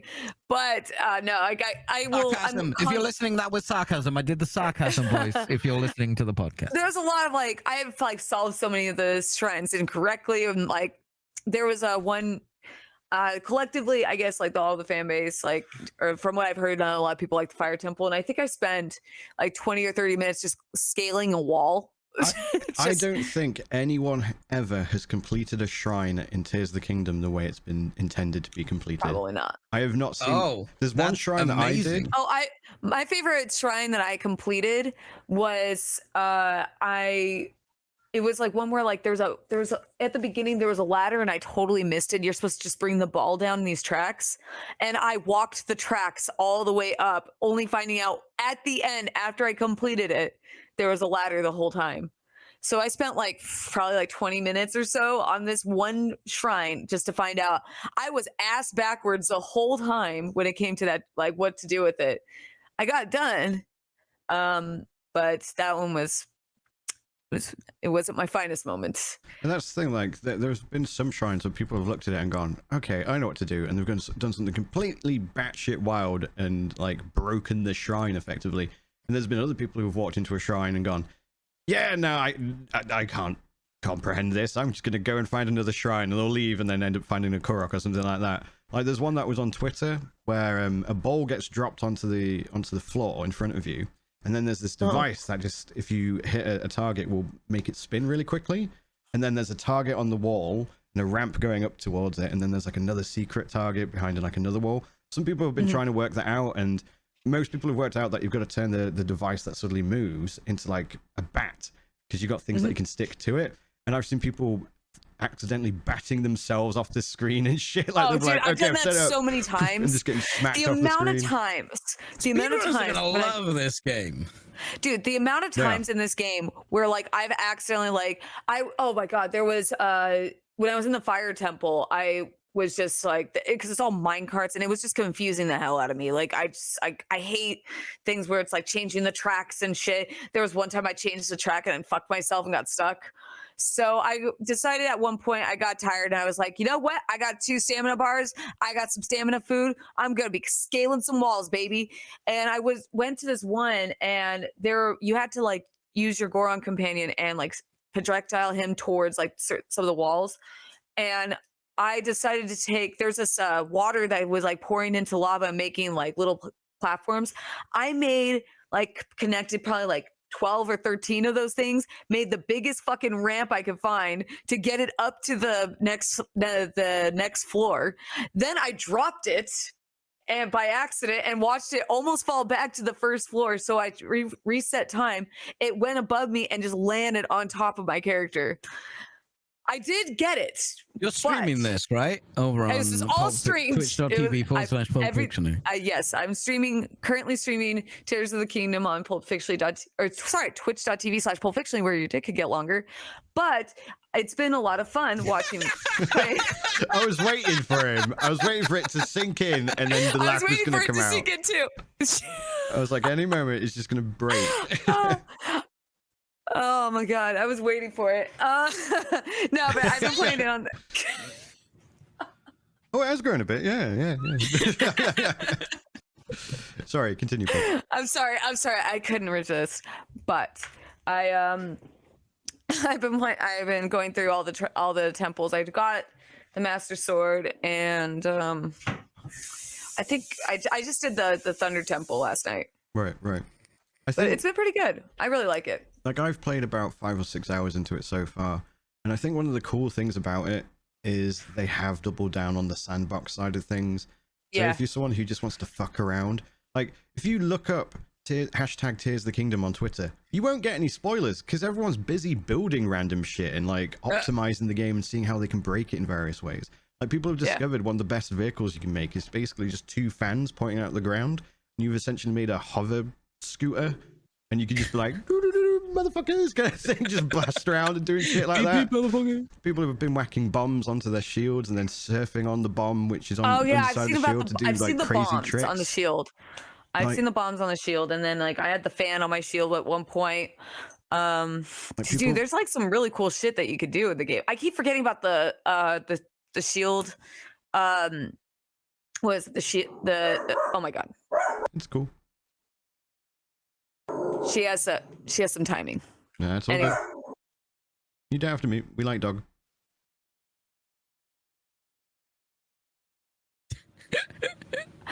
I don't know what's going on. It's good. So anyway, that's why I had it in my lap earlier. Oh, fine. But the clip is showing me duping. Oh no, you're showing me duping. So I'm trying to teach you how to dupe items. Oh, I was duping so much on the game. There was a pretty funny one because they released a new patch, right? And it's you can't dupe anymore, right? So I haven't updated mine, so I was duping, right? And because I made like a whole bunch of diamonds so I can sell them for some rupees. But my favorite was there's a quest where this girl tells you like she wanted 100 frogs, and I was like, bitch want frogs? I'll get bitches frogs. Bitches love frogs. And I ended up like I duped like 20 of them on the floor, and my brain didn't connect that the frogs were still alive. So I jumped down and all the frogs are gone. I'm like, no, the frogs are gone. Oh my god. Then I did all 100. And I bring it back to the quest taker because he asked for 10. He's like, we'll start with 10. And I was like, I'll have all 100. Watch. She does not. You do not have to get 100. I learned just 10. Right. Yeah, I'm enjoying the game. It is a lot of fun. I like.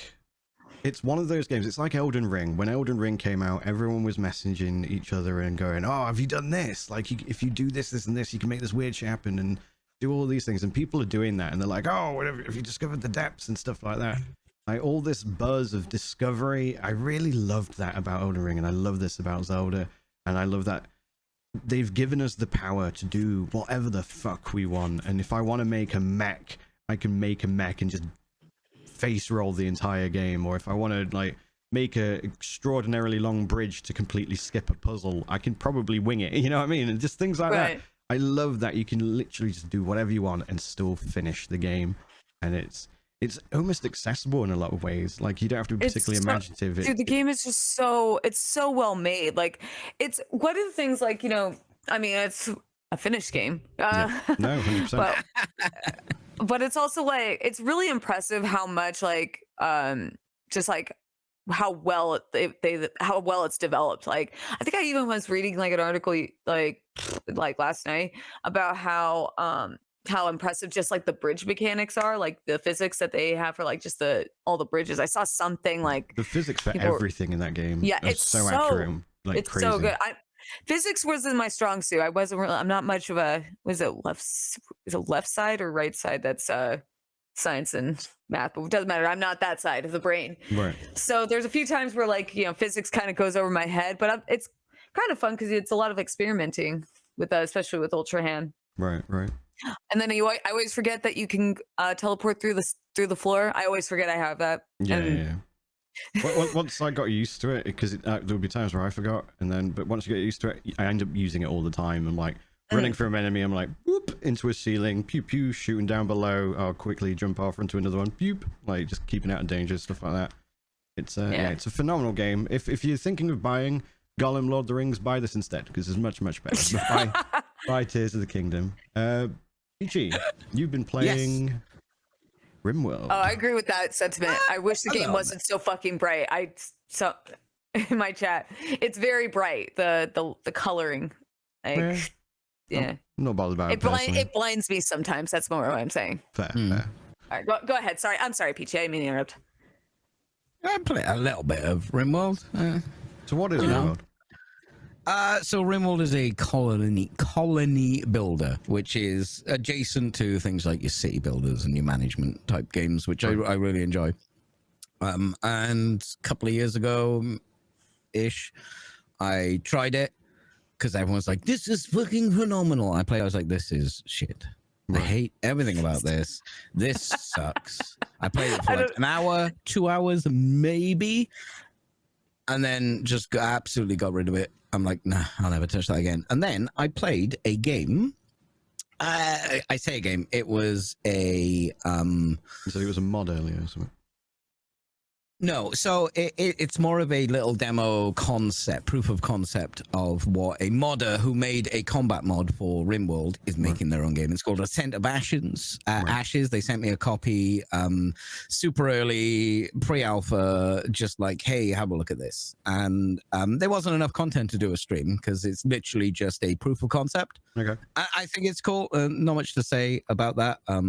It might progress. Maybe keep an eye on it if you like those kind of games. Right. And then for a laugh, I'll just install, because Rimworld is a tiny game, and I installed Rimworld and I played it the rest of the stream, and I only stopped playing Rimworld so I could play Boltgun. Right. And then I started playing Boltgun offline, so I didn't need to stream it anymore. That's fair. And it just absolutely grabbed me. I like the clip that you could just see the focus in Peachy's face. Yeah. It is complex. Zeroed in. It is complex. I've got a few. It's got an insane amount of mods. The developer is famous for liking mods and going, "Can I have your mod?" Right. And put it in my game. I love that. That's so cute. Rimworld from the ground up was built to be very accessible to mods, and there are so many mods. This is, Skyrim's Sims level of mods. This Skyrim, how many mods you can get for that and change it. You can do anything to Rimworld. There is apparently a 40k very large mod for it, so I might try that at some point. Right. It's just it grabbed me. It's everyone in my chat was like, we got him, because I forgot that I was streaming. I was like, well, oh god, well, that's on fire, you should put that out. And why are you having a mental break right now? Maybe go and I'm currently doing a playthrough where I grow a lot of yayo. Some people might know what that is. I know exactly what that is. So I'm using that to buy slaves to turn them into colonists, so I can increase my production of yayo. Getting them addicted to yayo? No. No one in my colony is allowed to get high on their own supply. I was going to say, that's very expensive. I have set that up, so no one's doing that. Although one of them gets a little bit sometimes, so I'm like, you can pop in the shed. And before I ended, I was just building a little area for one of my colonists who's a cannibal, so they can eat dead bodies without anyone seeing them. Right. And get a little mood boost from eating a person, and no one can see them, so they don't go, oh, that's gross, you shouldn't do that. Right. And so they're building a little freezer. They don't know what it's for, but it's to store dead bodies. So my one colonist can just go into a little room, got a little table there, got a fridge there, get the body out, nom nom nom nom nom, happy cannibal, we good. Nice. So there's quite a lot of RP to it then. It's just stuff you got to do to keep the colony going, Brian. I'm not role playing. I'm just like panicking, trying to make sure everyone does. I mean, as a mechanic rather than like there is. Like that. It is full of depth. Like it looks like shit. It's very simplistic. The UI is atrocious. Right. And I cannot wait to play it again tomorrow on stream. Twitch.tv/PeachyPixelate. No, it's cool. And as Bryan came in to remind me that the podcast was starting now and you're playing Rimworld still, I accidentally made one of my teetotalers have just a little spliff because I misclicked, and they instantly passed out and they're like just lying on the floor like, which I'm going to have to deal with tomorrow. Just having a whitey mission, basically. That's for future Peachy to worry about. I've also had my entire colony wiped out by one angry rat. A rat that killed everyone. Did he in bring my the colony. plague or something? Like, no. He bit people to death because somebody accidentally let him in, and no one thought to get rid of the rat. Entire colony bitten to death by a single maddened rat. Sounds like you had a colony of bitches. That was a mutant rat, I think. Or maybe it was welcome to War Crime Simulator. You've given more whitey missions, so they're just there vomiting on the floor from the spliff they shouldn't have had, and then a rat came along and ate them. I could tell you so many stories. It's like a Dwarf Fortress level of these are the things that had happened in this particular playthrough. It's a lot of fun, and there's a lot of mods to make it how you want it. Fair. I'm playing it pretty vanilla with just a few quality of life mods at the moment, but that will change. Right, I look forward to jumping into your streams and seeing some more of it, because I've watched it a couple of times. I have 30 hours in it already. Yeah. You've been playing it a lot, I've noticed. Oh, God. Yeah, okay, sorry. I just noticed. I've not so, Bryan, what have you been playing? I was about to say, I've not been playing a lot because I've been making videos for Diablo 4. And I've got not next week, but the following week, I've got Friday off. And then the week after, just booked out for Diablo 4. So I'll be going ham on that. However, I have been binging the shit out of Succession. Have you guys watched Succession yet?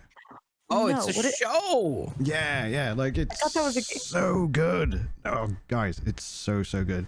So, I don't want to tell you too much about it. It's one of those games where, one of those shows where the less you know, the better. But it's basically focused around a rich family and all the drama and intrigue and stuff like that. I think it's supposed to be kind of based on the life of Rupert Murdoch, who owns the tabloids or whatever kind of thing.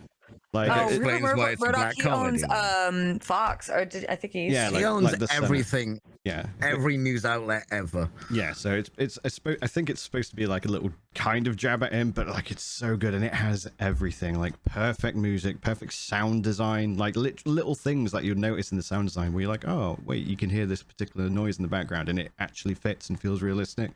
The writing is amazing. There's some one-liners that will just come out every now and then, and I'll be like on the floor laughing because it was so funny. Who's in it?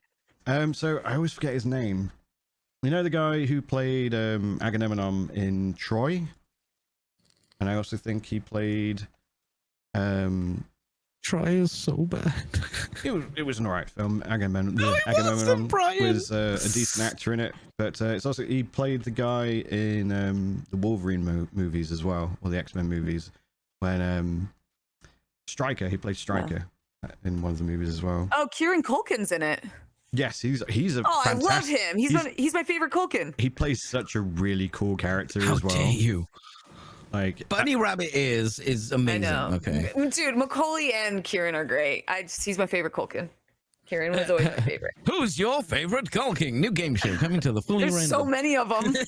Brian Cox, that's his name. It's got Brian Cox in it. He plays like the head of the scientist. family.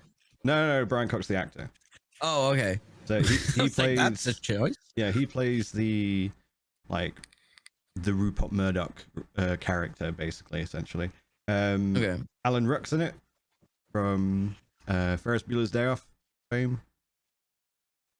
I've not heard of any of these actors, but I'm not really. Wait, you've watched Ferris Bueller's Day Off, right? Well, I have. Wait, but I don't know who that person's name is. Are you talking about Cameron? Yeah, no, Connor. He plays Connor.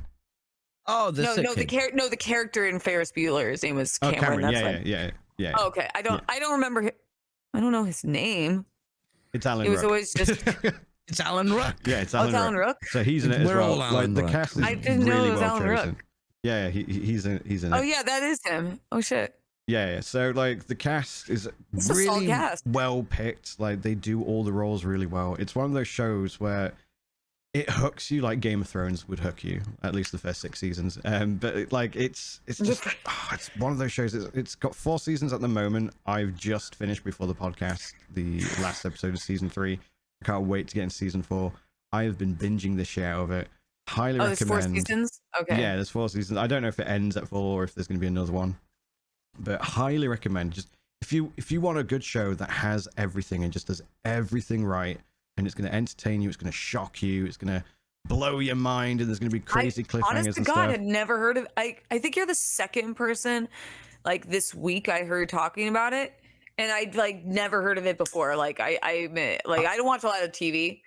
And like the last series I watched was Beef on Netflix, which is fucking good. Well, I've seen a lot of people recommend it, and they're like, "Oh, Succession's so great," and none of them talk about what it is because again, it's better if you just go in blind kind of thing. No, So I'll check it out. It's on sorry, it's not HBO Max anymore. It's just Max now. Yeah. I know, it's so HBO's up for stupid. sale. But yeah, like, oh yay, definitely go check it out because I checked it out. I was like, so many people are saying this is good. Let's go give it a ganders. I watched the first episode and immediately was like, holy shit, this is amazing. Like it gets you in on episode 1 immediately. You're halfway through the episode and you're like, I am full hamming this shit. Like just binge the shit out of it. I've gone through 3 seasons in the amount of days. Very much looking forward to finishing it, and I'm hoping there's more because I don't want it to end. It's been so good. It's definitely That was like Clarkson's Farm for me because I couldn't stand Game of Thrones. That's fair. Like if all I'm saying is if it's a show that it's one of them hook shows. It's like Breaking Bad. It's like Lost and all that. It's one of those shows where you want to like wait for the next episode the next week and have all your friends around. And shit like that. I didn't like so Lost, Brian. I'm just giving like famous examples, you wankers. Shut up. No, I'm kidding. But like I watched half an episode of Game of Thrones, Brian. Okay, still hipster, okay, like we get it, but no, not like hipster because I didn't like something, Brian. You are a contrarian. You literally do this on purpose. I am not. I just contrarian for sure. Trash. He is. He's a contrarian. Who likes story games half the planet, Peachy? Oh, well, I do. I'm sorry. Are we playing a video game or are we reading a book? Video games? I love books. I love reading books. Either way, a video game, Brian. Either way, someone can't watch two of them at the same time. I've not led you astray. Watch Succession. Everyone watch Succession. You will love it. And then you can tell me I'm wrong in the next episode if you do in fact think I'm wrong. But I don't think you will. I think you'll love it. Genuinely. But that's all I've got to talk about. Is there anything else that you guys were to touch on? Nope. Basically touched on everything. I've been playing Thief offline. Thief? Thief. Yeah. Getting all stealthy. Oh, I picked up stealth games. I've not really. Everything is when Bryan picks the agenda, he pretty much nails it. There's like maybe one or two. I'll be like, oh, what about this thing? Blah blah blah. No, I mean, yeah, you're down on it. I mean, I just pick whatever's popular in the news cycle. Oh, I picked up Starship Troopers. We were talking about that. Did you play it? I have not, but I picked it up from my fiance and I, so we could all play it together on stream. I've yet to buy it, but I do want to play it at some point. Yeah, I'm looking forward to a day off. I haven't stopped for 2 weeks. Sorry, it looks like a lot. I think it's like $25 or something, so it's not that expensive. No, it's not. It's not a AAA. Yeah. It'll be a lot of fun. I do intend on playing it for sure. Was there anything else, or should we do shout-outs? No, I'm good. I'm good. Let's do shout-outs then. Pulp. Hello. I am Pulp Fictionally, a former Instagram model turned variety streamer. You can find me on all my social medias at Pulp Fictionally, except for Twitter, which is Plot Fictionally. I'm currently streaming Tears of the Kingdom on my Twitch channel, which I'll be doing again. What time is it? 2 hours. 2 hours. Fantastic. That's me. Peachy. I am Peachy Pixelate. I'm a Rimworld streamer, but I will be pivoting to System Shock when it comes out 30th, I believe. Right. Yeah. So yeah, Peachy Pixelate. I'm doing Instagram with all my minis and stuff. If you like that stuff, it's Peachy Pixelate Twitch, because some idiot forgot my password to Peachy Pixelate. So yeah. Beautiful. And I am Bryan the Pirate. Huge thank you to my co-hosts Peachy and Pulp. As always, thank you all for watching. If you wish to find me on anything ever, it's Bryan with a Y the Pirate. Not literally Bryan with a Y the Pirate, but you know what I mean. So if you want to find me on Twitter, Twitch, Instagram, TikTok, that's what the name is. And I will be streaming Diablo 4 probably for a very long time. Come release, it releases at midnight on Thursday night for me this week, so I'll be going ham. I've booked time off from work and I'll just be playing that indefinitely. So if that's the game for you, come check me out on twitch.tv/Bryan the Pirate. But that's going to be it from us this evening / afternoon. Thank you all very much for joining us. We hope you have a wonderful night, and check us out on social media, Twitch, YouTube.com @fullyrendered, and the Twitter is @fullyrenderedtv. Thank you and goodbye. Bye. Bye.